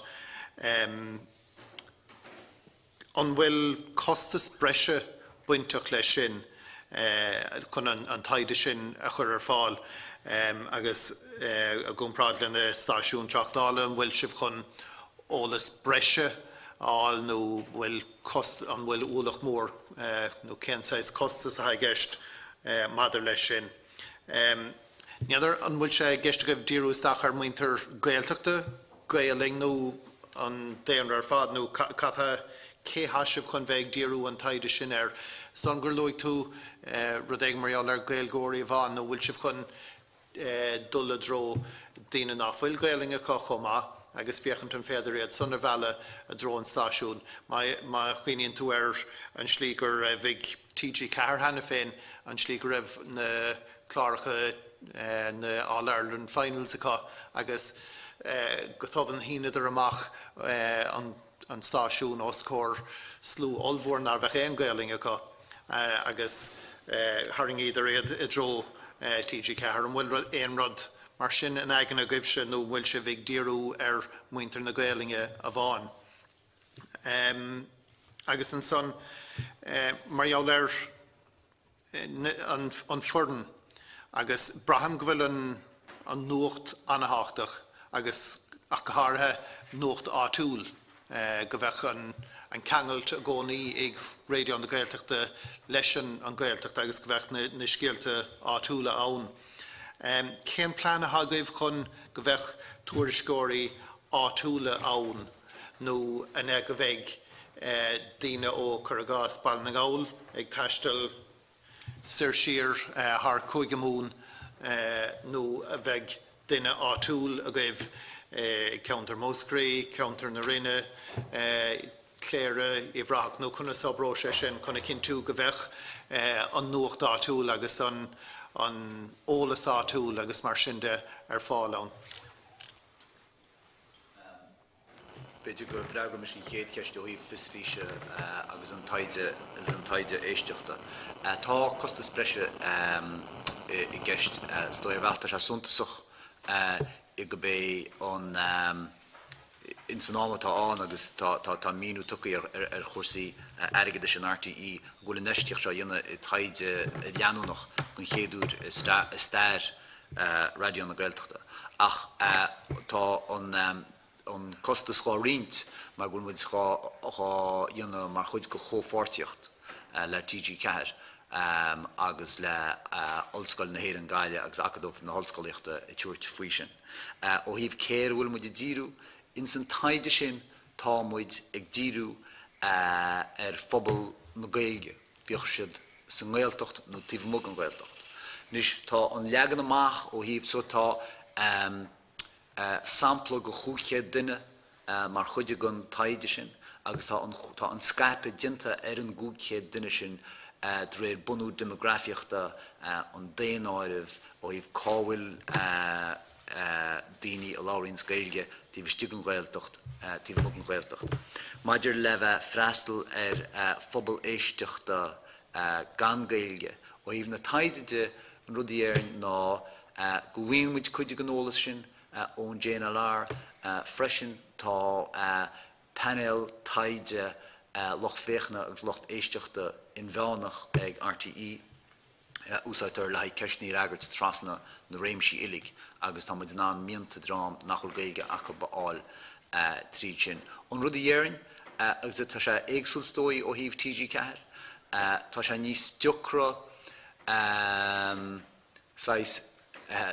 galúint ó híomh daoine a bheála ó híomh locht éisteachta a chóilíonna ó híomh cuasaí radióide le telefís tá cuasaí foiidir nó cuasaí físe ad. Nis tá ceol agus bailíile na himpeall agus fácha mar sin ag an ceannaigh níomh. Yeah, tá rint ébre díanta ar cuasaí ceol. Sin ceanna háte chuí smó gur féidir linne le bhaim ar chuoine nachhfuil an réil geacail. Goáid in cheol tradiisiúnta tá ceol tíad a freisin agin faoi láid agus antóid ar sin. Agus tá muide forbairt an scéideal idir de 7 chlog agus 9 chlog san 9 mar hampla. Agus tá muide gur bhráile daine, bhil seadan is topar a cheol. Má tá scéar chlár ceol tradiisiúnta be géisteach le radion na Gaeltachta idir de 7 agus 9. Agus is Comhchoiste is mar bhfuil Gaeilge ná béirled má tá síimead sa geol tradiisiúnta déta bheith géisteach lei sin. Mar a dtíróna tá sé níos deacrach le bhaim ar roioine mohann sin mar nach bhfuil pictiúrad, mar nach bhfuil fáideiled. Agus nuair tá go leorgan na chlárachaí taine tean go bhunaige tá sé deacr acab a bheith géisteacht mar bhfuil Gaeilge acab. Ach sinna fágla muid díriú ar chlárachaí ceol le go méimiid an anna sin íana. Sampla anhá heileán an taobh tuaile agin an deachlog tín dóigh san niche. Ceol nuíseach damda agus tá éisteach leis an gláir sin fud a damna áíide, tá go leor daoine géisteach lei sin. So sin sampla gona bailí go bhfuil muid géireach le níoch le daine nachhfuil an Gaeilge acab. Fuireann agus tuairisciúirí áitiúla. An fisfíse beidir Gaeltachta tapig mar an son. An bhfuil ólas breise á bhú goibhann son seachas mar a bheith ón GNLR nó an bhfuil an taide seo chun táhairt chuig ar chóchéim le GNLR. Agus an bhfuil se bheith síne an bhfuil se bh bailú an óla sin ó thuaig chomá. Tá das báir támuid bhfuil insan banil sin go chuúchéad agus an cuimhneas ó demografíochta tá dáhíomh go deorann agus náibh támuid bailú óla seo thua. Ó híomh an ólaiste sin deise tá agan le fisfíse agus se dói an buamhhainms le taide sonrach a bheith agad. Sin deise tá ein ná bhfuil muid ná ólas a áil maidir le éis daoine le na chlárachaí éagsla tá radion na Gaeltachta haine sealób, nún haine sealób. Agus an sin bín ceist chunrach le chuile hervé maidir le béidir chunach ceist le maidir le áhaidin seachtain bháin. Seachtain eile béidir gomach ceist le maidir le clúdach sport. So go muid ná picture generalta áil ó híh minicíocht éisteachta an mála daoine ruta sé de géisteach leis núnach má agus an sin nuair tá muid gure freigraí ar cheistena chunracha má tá muid geist úsáid mar yes ó híh agrahóracht agus forbairt an chláir tá an deis an freisin. Mar sin ní bhain bheitú ar chóchéim leis na cólachtaí na créimhóirí teachtáil beitú beag buntáis go na? Bé buntáis tá buntáiste ein maiall gohfuil an choras taide seo go dhéanana go sunrach dúine agus na TG4 trídalscoil na héireann go eile tá buntáiste sin ein an tólas críne tá bhaine áil as.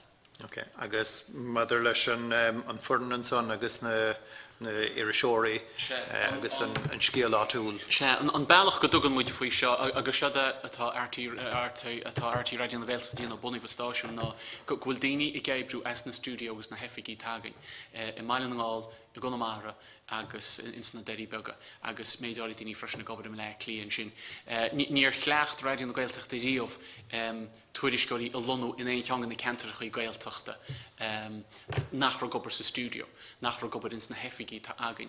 Tá rint sé riidir seo ríomhann sin a bhín solachar ábhar chuin agus tá sin Skypear fud na tír agin agus ní bháint na cantar Gaeltachta ach tá go leorach in san rain tá daoine freisin I géirí heas I muo I bhíonn díonna teagbal réalta leis a radio agus a churann iriseirí na séadhí sé éolalas faoi ce tátarlú.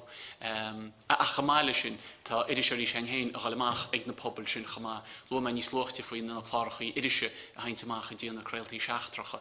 Tá ancheangal agus an aine ag iriseirí radio na Gaeltachta na pobl áitiúla sin hebí cenáid na bhfuil sé dins na cantar Gaeltachta. Agus sin an modus operandi tágainn. Okay, mar is cosúlta is network ón de iriseirí fúd na counter agsúla an bhfuil cléine a dro an iriseoir áitiúil leis an ólas áitiúil nó duine a bheitchaig ré sirga sír. Well, tá meas gon gondára don. Ar fúd na tíre. Yeah, tá meas gon gondára don. Tá costa spreise buint le Tá Tar no. Tá.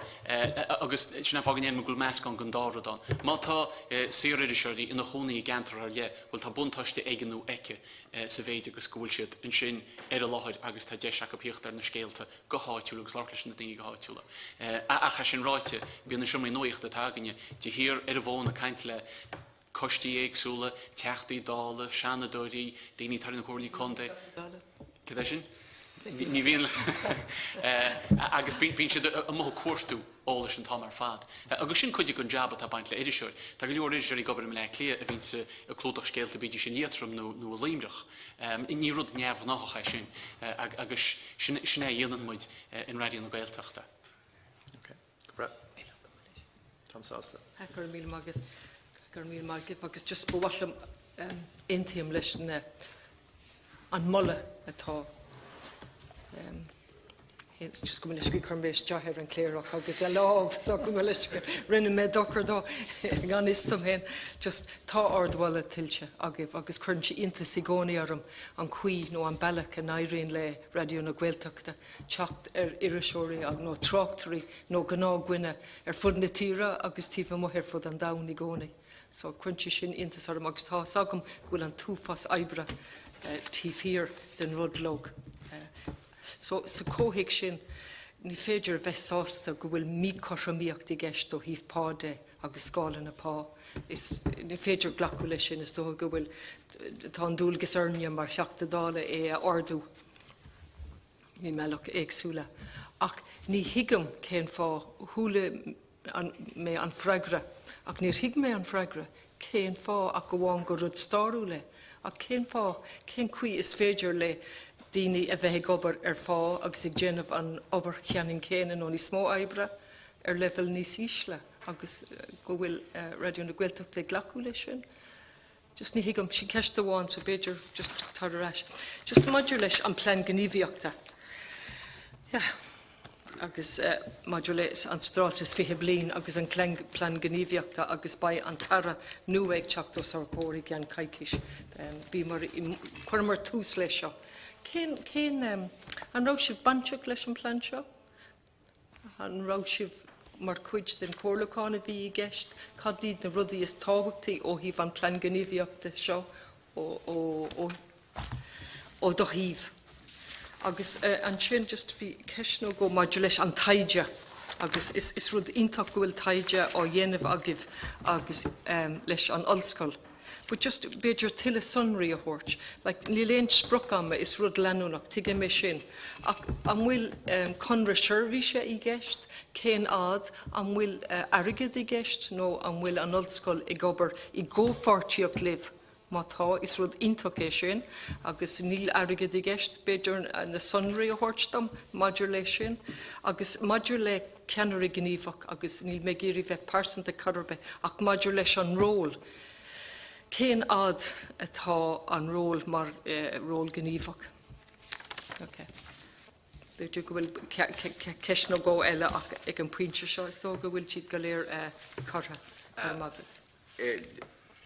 Déanam iirecht an méidir híh cuasaí páil agus rólnaí cónan agus mar sin de hiléirú chomórsta an agus glacham leis an méid bhí le rá ag an teacht ó Cuív níos luise nar a chumtha siar go 1972 ach cáma tostún sin agus tuach muid chun cína sin.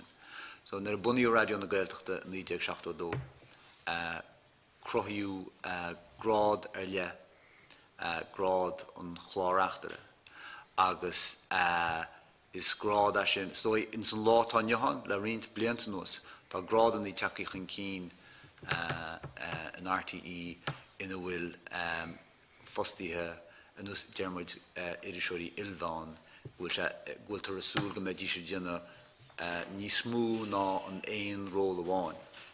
Ach le blianta fada in RTE ní bhíoch rudí mar sin bhachtú amón dúlgus amháin go sonrach le de ról agus nar a buniú RTE radio na Gaeltachta brisú nós sin stoi.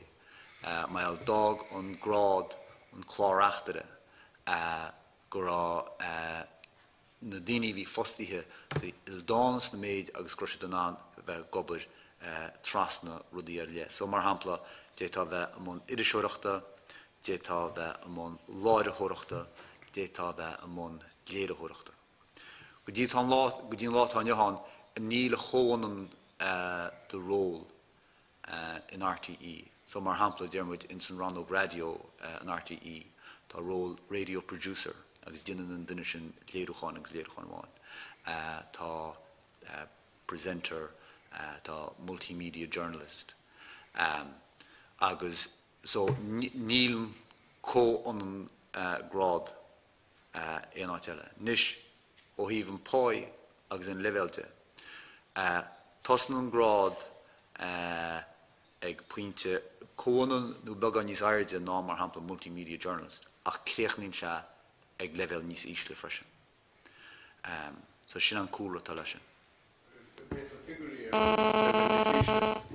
Bí tá figurí chur lothais an Comhchoiste ón uairnach gromid an seo. Tú ghearm na figurí léamhmachar an tafad an seo? Yeah. Yeah, okay.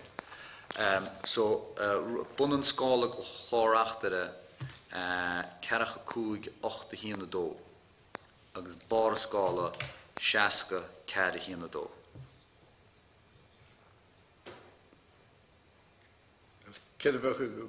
So multimedia journalist bunan scála ceacha dó 783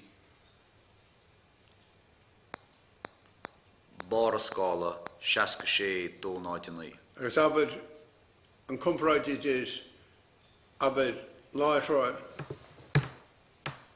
nuacht a hain RTE nuacht a hain Red na Gaeltachta agus mar hampla má hoig go muid late debate RT1 nó Saturday show RT1 cin cinna difriachta bach sa bai. Ní sé sin am má teachtar sin goid? Ná sin chorán. Ach ó híh láisiúir radio na Gaeltachta sé páí an chláireachtaire bach ceist. So sin idir cearcha seaca agus habit láithreoir chlár go chuanan RTE, tribe time, so late debate.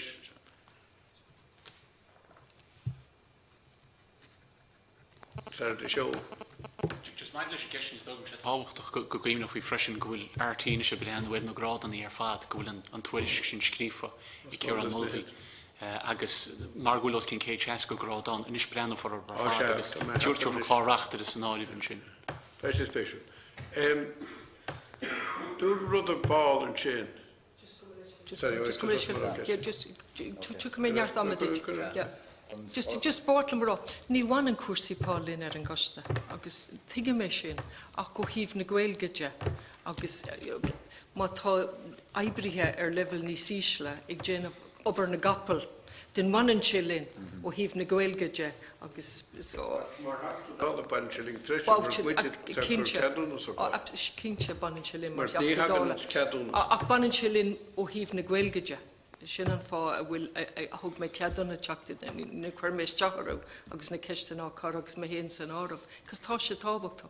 Tá an túfas ainachtaí feite aganne ag chu an núil go bhfuil mí chu maid pá I gceist. So ag brenúir sin tá buil mór go bhfuil an Gaeilge híos ó híomh in nanón obair na gapal. Yeah, so anyway. So I mean, it's Edgar both sides here. A bit of RT. Right? is erige bótailte. Se sin íochtar an ceadúnsteach sa Comhchoiste. Agus bótail an Oireachtas, an teirigid, gartaí, go BI agus chuirigh ramile. Agus mar hachta dála tá anspéisiamsa sa gormas. No é gormas atá an RT agus cén fábhain mit tuairt aige go eagriocht an tó có é gorm. Ná mag se a dhéanamh bhán inscne. Fag sin a ré bhilúg. Fag sin a ré rágus róla búile. Agus mar sin bannatilling mar hachta dála agus cinnte dar a fé nar a bhíd bhid.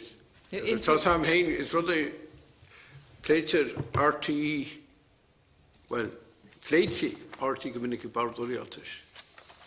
Agus go minic ní sin deahall tiltte an eagriocht, bhar a míompar. Okay, just one more one. Just in tip Cahilis go homna let. Ni wrong meach cori coex. Rud neaf gannach I can't fi cursi pa. Sin an fa, but tá se har a tabhachtach. A cur me a long ceistan eile comatli sin. Ag just modulis an túrascola tá le fáiltiú. Múil sé fáiltiú? Ní rig me ó module an 170 grád. Agus an tafretnú atá I gist. No, that work is ongoing. So it arose out of Kieran Mulvey's report. Okay, yeah. So currently there's an engagement going on between RTE and it's just about to start and the unions about all these issues. Cén úr a chuirú tús leis an próisio seo agus cén úr a bheits an próisio seo críochnú? The contractor review started, I would say, about 4 months ago, 5 months ago when Kieran Mulvey did it, and he has reported back. And at the moment now, that's been assessed by HR and RT. They're going through all the issues that has raised, and they have started now. Arising out of the Kieran Mulvey report was this issue about the grades. His comments on our grading system, the fact there are too many and that there are discrepancies, let me say, in that.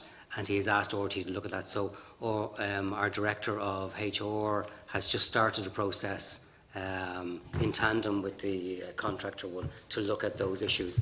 And she is about to enter into discussions with the representative bodies in RT on these issues. So. Okay. An bhfuil scála am mé gist, chuann mé an ceis seo I gcónaí, an bhfuil scála am mé gist ó híomh tús agus príomh I'll try and find that out for you and get back to you. I don't know the answer to that question. Gurmagad, sorry. Go leir siúis go dtína ceistena. Lútún sin Taide. On taide se, so tá cunra seirbhíse idir a cunra seirbhíse 8,000 idir 8,000 so tá idir RTE agus Ollscoil na Héireann Gaile agus síniú an chunra le gairid idir uachtarán na Ollscoile agus an príomhstúrthóir mar chuid go focaiste comhpháirteachtaí idir muid agus iad agus tá muid I gcig táille leis an Ollscoil waithe leis a taide agus tá TG Gallagher I gcig táille leis an Ollscoil waithe leis a taide. Okay, so tá scála am I gist I dúspára, tá conra 8,000 I gist. 8,000. 8,000. Agus tá rééis an taide sin ba eisiolais agus ba sin le fáil go peibli, is dótha? Ní sibh cinse fós? Se, well, how long am I could you go nólas fáil go peibli? Be could you go nólas be muid gúsáid déach se bheith leoch le chuoibh óhíh chlárachaí le agus túramíocht lehan chlásin agus No, tuige mé sin ach dúirt sibh bhain leanúnach, so I dúspára tá conra agus tá scála am I gist. Agus a múil sibh an anna rá cévéad airgid atá I gist. So tá conra in áit tá taide táú bhain leanúnach agus nar a dirim bhain leanúnach bíon torí taide úranáin na mísa agus an sin bíon so úranáin na mísa agus an sin PC ní suntasaí chula gábhí. Stai ben rud táhachtach agus léirín se seo cecha leanúnach agus atá se be ceisneir go leach ag na daoine taide benach se chula heachtaigh Cholamáin dealún, go liste ceisna cha fáda lehab, agus déir siad, cinna chlárachaí ro siad a géisteach lehab, ceir de cheapsiad go na chlárachaí sin, agus na ceisnaí róna níos lochtaí. Dhéhamid breis ólas wahab faoi. Ní héháin Russia a géisteach, nó ná Russia a géisteach, ach ce fá Russia a géisteach, ce a haine lehab, céir ná haine lehab, bei ólas ólas bei léirvestóireacht in sanjóla sin atá tíocht a réis. Agus mar déirme tan survey sin tan na ceisní se goach choí dealún. Tuige me sin agus ceapan gúilte go maith agus dúirt gach teachtadála go bhfuilte go maith. So níl me bhí mé géirí na sunraí ála just an Cuív.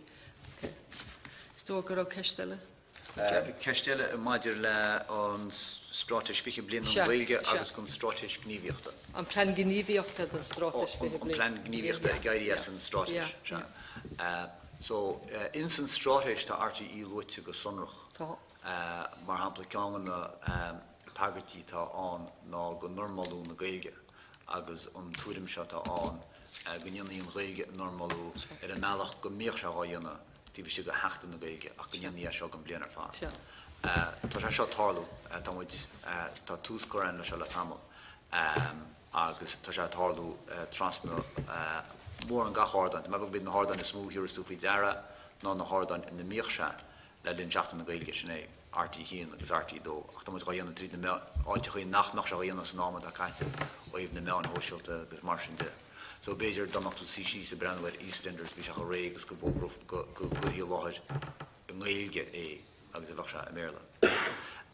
Tí bhí tí gon flein gníomhíocht a hain.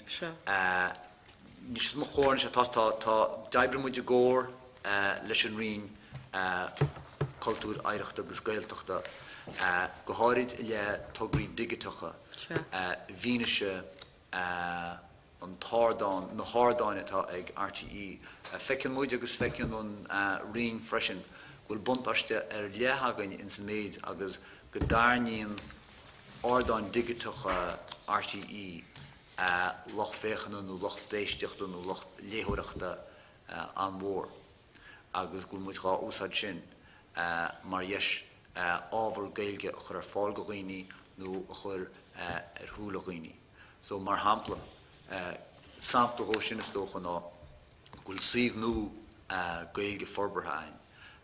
Chamáile nuacht tá sé sin an ach ina hananta sin tá RT.caí Gaeilge agin. Ní bháin go sin ar save ach maith túisteachar de app News Now feice tú deachnach Gaeilge agus nuachta. Just an rud atá tá an plan léite agam agus tá rudaí faoi le lúte ó híh RTE agus an plan gníomhíochta seo. An bhfuil fuirden beag nó fuirden ebre agah ag brenúir seo agus gur tosagam ná níl sé fáiltí ach le cúpla agus tá strateis fáilte lena blianta. So cé atá ag déanamh manatóireachta ar an róla tá agah se ó híh na strateisiide agus ó híh an phlean seo. Cin cuí is féidir a bheith ní bháin tíobse ach chuile drama hagan os ar cóir, tá dúlgus orthú agus tá rudaí ionach a scrífa I túla scála éagsúla, but cé atá I món manatóireachta? Tá ó na híomh seide ó híomh na Gaeilge ar an bhfuil dhá próisis manatóireachta an dúine go seachtrach. Tá próisis an ó híomh an rialaitheora údar as cruilach na héireann in sa méide agus go nionn muid commitments agus go deagann siad ar ais maidir lei sin. A chamála sin sin an dream nach bhuiil os ar cóir inniu an cóirla. No, BAI go leisceil, agus ina hananta sin bíon cuirimse túriscí bliantúla ar fáil go rion na Gaeltachta ó híh an dulchan híinetá go dhéanana ar an méid tá leachí macha gine táid a rá bhfuil muid déanana. Beidir go dtí mé reis higan, because an BAI ní rá siad os ar ggóir agus ní dótha nach rá eánálas acu faoi cuasaí Gaeilge, but tucha mé reis go dtí an pointse sin agus go dtí na rudaí faoi leithdá lúte anseo. Tá nach bhfuil beidir nach rá deis agah éaléh, but tá rudaí faoi le ó híh na mán agus ó híh cuasaí technoliaachta anseo. But anyway, cheachtá bhfuil tuile ceiste agad? Well, titan take éisteacht 2FM. No, there's been an increase. Okay, so Spain sin go bhfuil gá agus éisteachtáin go radio tá dírithe an demographic sin le heis mar atá ag aber RTE a hín. Leis an rud a chuintí Bhí an BAI os ar cór, go leisceil, just chun é ceartú chus ceop agus is féidir le mé ceartú. Ach an rud, bhí doléireacht i gceist ó híh mandatóireacht ar cuasaí Gaeilge. Bhí an rud go léir doléir sin just bhhaitlam an tafad a ceartú, go leisceil. Leis, sa mlíon chá bhíle, bhil chuirte daoine agus an gáilta go mna faoi. Go mbeadh bailach radio faoi le go dhaoine óga. Tá mé hafa gohfuil sé sa strateis fiche bliain. Mar ceann go rudaí le an rialtas rompa dhéanana. Tá sé bhrá gohfuil sé a smaoinmhar agus a breanmhar agus ag macna faoi. Feicad omscoil an saoile mé bánaí le abhrennathe agus macna agus mar sin de. Tá sé seo Domhnaill déag ar gur. An ámar fógraí freidir na Gaeltachta go mnaí a bheith, ceanna a thuig sé.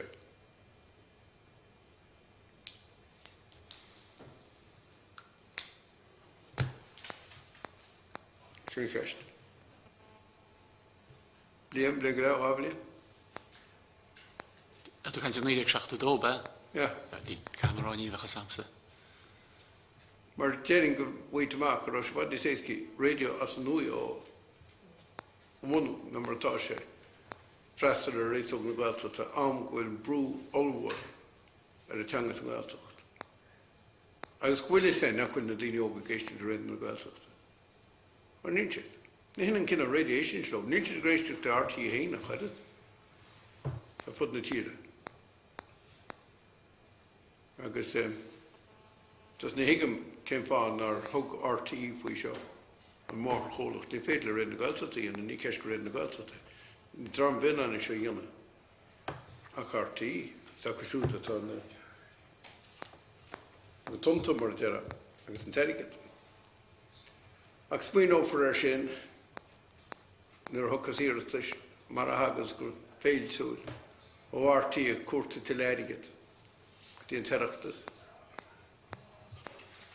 Mar is le créala peibli atá sé, ní le créala trachtála. Sinna fáin nach chuir mé ceistigh ag an túsmenta leis an income trachtála. Bonáitir an rud atá banna RTE, ní éon chá le foriontas. Tá sí a dhéanana glórló créaltarí fud na tíre, gan éon oriontas. Is le créala peibli an ceadúnas agus ní dhéanana dearmada sin. Right? Tá sibh sásta éiste. Just bhí ceist just táid beag nach críicnithe. Just maidir le cuasaí nuachta. Bhí cinenne déanta bhuichas le dí atá cinenne sin athraíonis agus tá nuachta reisiríise a héna clog nach bhfuil radio na Gaeltachta. Cad a hála, cin fá rinne an cinenne sin. Cé fáir déanú cinenne Fáil réiles? Well, go bónúsach na a bhí na Comhchoiste amorchaíocht a tíocht. Dí berstas rannach na nuocht a bhí agan i gasla. Agus maráir sin begin in breanú ríiste an lábseile tá muid díana ar chósaí nuochta agus an bailach do gúir muid chuir furin na drón na gláirichaí. Mar sin tá áhrú santasach tíantain ar goigúir muid tuairt faoin nuochta héanais. So méid agus go bhfuil an léidirthir gobar a gasla ach tá láidirthir gobar as ble clia. Agus le cuasaí technoliachta mar tá an deise agan sin dhéana. Is rud a chonig muid na muid ar cuairt mí na Bretain i bígus an áiticha dhéile. Go bhfuil siad san i dtíanana chláirichaí a chéad a tíochttóá tifriúil agus go chéadúir níos tá muideá dhéana sin a níos chamá agus céann sé gúil muid an daoine a bhí gobar an áiticha dhéile a chróú i dró nuocht a híon agus sinna fágan is gúil nuocht híon teach i rééis an éir mar bhíoch. Ceistúhanar sin. Amach sin deanta go mar hápla. Seachas mar a bhín sa lár na húir, bhín nuair táitil an deiscirt an túscirt agus Chonamara. Agus má bhín sa gár tá cahuán ar tá nuacht a tá bhaitein fáite. Beidir éiste le stáisiún eile, tá sa go héin cetat na íon gárnis, tas brúnta crappa. Ceist am a bhéiteach sibh ar na tarchúirtar ó dheas. Nuacht an deiscirt a churmach, exam céan nuacht an íor churmach. Agus freigrir sé sin ceiste bhí ag an Tóibín a déiteach sé bleg an náisiúnta churmach an sin chun sa go déad an tír. Mar raidír a níl mar a dúirt an teachta Tóibín, ní mór an spéise ag pobl na mí I mionnaigban I Chonamara, tá an spéise muinte Chonamara an, agus an spéis go deog muinte Chonamara an. Ach a bhéiteach sé bheith me chain ag protectúil, is sin íana. Domhnaill sé lína bháin bheith sé anéis go sin íana. An leagan amach atá na tarachóradóí FM fud na tíre, tá go leor trasnaí thar a chéile. Sin buile bheitán go meach cóthramháin a carás gur chóthra eile. Ní é tá scoilt chláán íana idir centrachaí éagsúla.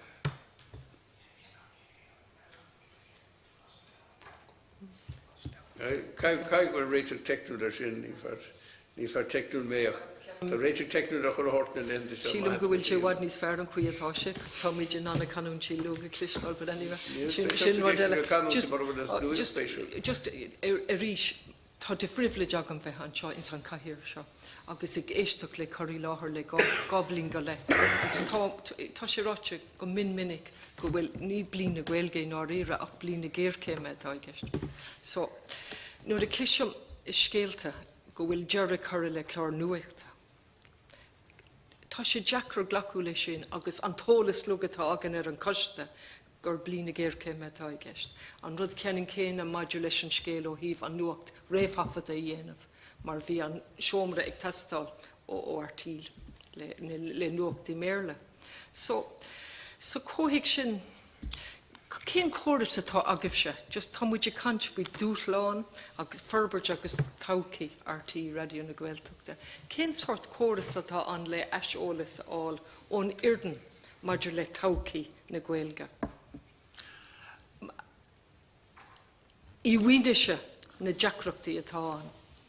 Seachas cinnti ó dhéanamh chun dearra chuir le chláracha atá thar bheith táhachtach. De bhhar go bhfuil cirithe. Fág mé garras beidir eisiolalas fórne mála go le déile leis bhuiir nó lá go lá. A díreach bhálam beidir beg an cóhéic sa chur hímpel an gine maidir le nuacht a hían. Atá táhachtach sa méid agus nach sé geiste díomh déiles gon scán chuir leis an glár. So, séir do hálítar RT Radio na Gaeltachta ná gahan táire le éisceachtaí nóíomh siad agus choilad mar sin go leidirtar nuachta híon ó uairichlaig go leabhar. Nis tháinig na pucaistí umarcuochta seo I mí Aibreán. Agus bhí sé gceist agan mar atá chur náit agus gá chur náit fi láthir ag garráid mar cheannar ag gníomach. Aria suntasacha íana trasna an schedule. So, chinmuid ag an amsin go béad bear ó híh bhenan fócus bhainnear na harrií sin a chuir an áit in san móver. Ná an nuachta híon gear a thuirt chun cín ó hús a tára go dtí tús mí Aibreán. Agus sin breanú ceirtamid an áit gur a hecht leis sealadach a tharneocht daoine amachchas áitháin go áiteile go dtí goach muid an ána Aibreúach cechar muid goil schedule núise bhfuil chlárachaí breise an agus marsinte Aibreúach. So sin dír chuide an cóhéics mar sin maidir le eisiolalas na fórne. Just go mágad a sucht é sin, ach ní hé sin an teachtarach a tháinig trasna, agus tá sé deacar na teachtarachtaí a hagan trasna dearra chuir le réamhhafad a dhéanamh. Agus an teachtarachta a mise nó bhfuil tábhacht ag gáil leis an Gaeilge nó an géircéim nó an gá le rud a chuir góigs. Tá cúlra tuga agat Anyway, go leiscéil. Díirich mar óhíh an náisiolalas sí agus an deise tá go bhfuin inchornú tionchor immertéir ar a bróise tarsúl. Ní ar an próis ach ó híh na Gaeilge de taucí na Gaeilge na bailí dearfacha. Stoí ar bhealach indíirich ná gomínse de chuir leis an téirí se hagann go leithúil agus ar bhún níos léna sin. Mar hampla leis na háirithe a díon taganne ar is scéideal. Stoí tan próis ar siúla beidir 6-8 mínuas. Bhí agan go daoine a fágáil ar focóistíí mar cuiachta. Bhí agan go choirn breanhid an scéideal a agan, agus bhí agan go choirn áirithe íana. Agus is tábhachtaí a rinnemuid in san bróise sin ná go gathach anchor na fórne bheith agan. Ins na háirithe sin, ins na leasaiche íana. Agus bhí sé tábhachtach gomach glór na fórne le cloisteal ar dúspáile go bheiceach muid céir de cheap siad san faoin gréile tagan, cinna háiteach í bhéiteach muid fásaíana, cinna háiteach í go ceartúne áhrú. So rinne muid trí rud lena sinna áil. An na chéad rud a rinne muid ná bhí sesiún agan sna régiún ar fad leis a bhuidan. Áitir díanú sesiún brainstorming faoin scéideal atá agan cinna háirithe cheartaíana agus díanamhaid sin mar a déir me chain réigiún. Chamáile sin réitis nar a daoine sásta leis an deise fórsead ins na sesiún sin chormaid survey ar líne le go bhhéite dís ólas a thuairst chuin ar a mount sin. Agus an tríúra a bhí an ná go rúrú le daine mátas mainte agat teirsteach ag na bainisteirí agus láir faoin scéideal faoin na leasraí gur cheartaíana. So sin trí bhealach go necha muid a caiint leis a bhuiin faoi na háirithe am díana. Nus ní mar ágad dánig na háirithe ar fad ónaidan, tá mai cinnte níor haine sé go leorach go méid gin nuocht an darna chuid go nuocht íana bhaid go néir feá bhí. A chunig go leorleor moltaí agus smainte a bhí anha ónaidan, agus a tal feiceal in sin scéideal atá chura ar an éir an is againn. So sin rud éar ná gur go necha muid go bhfuidan, formuid smainte bhthb, déis muid leis méidir bhí rácab, agus tá an tionchor atá aibrí acabsan ar an scéideal atá againn is le feiceal a go dtíú na chláirech ag an háirithe a díon tagainn. Just ragur sibh sé maidir leis an ról gníomhach go leiscin.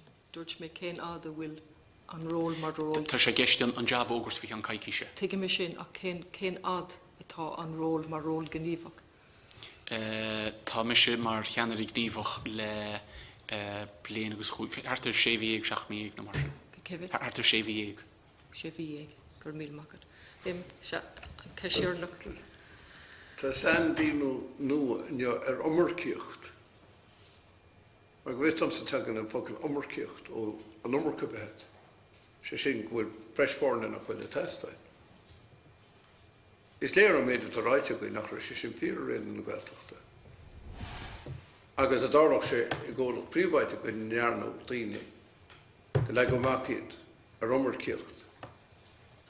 Agus in sin go fríomh gur gáantanáns go gatha go ráis agus daoine ostú leis sé jab dhéanana. Teorí cás cuairte da, is teirtí gur ar thugad le méir le constructive dismissal a bhíon. Agus ní ghlacham leis mar trúpa ommarcíocht a chorbe, because ní cheart go dárlach sé mar bhí sé go le gorasca na seirbhí sé.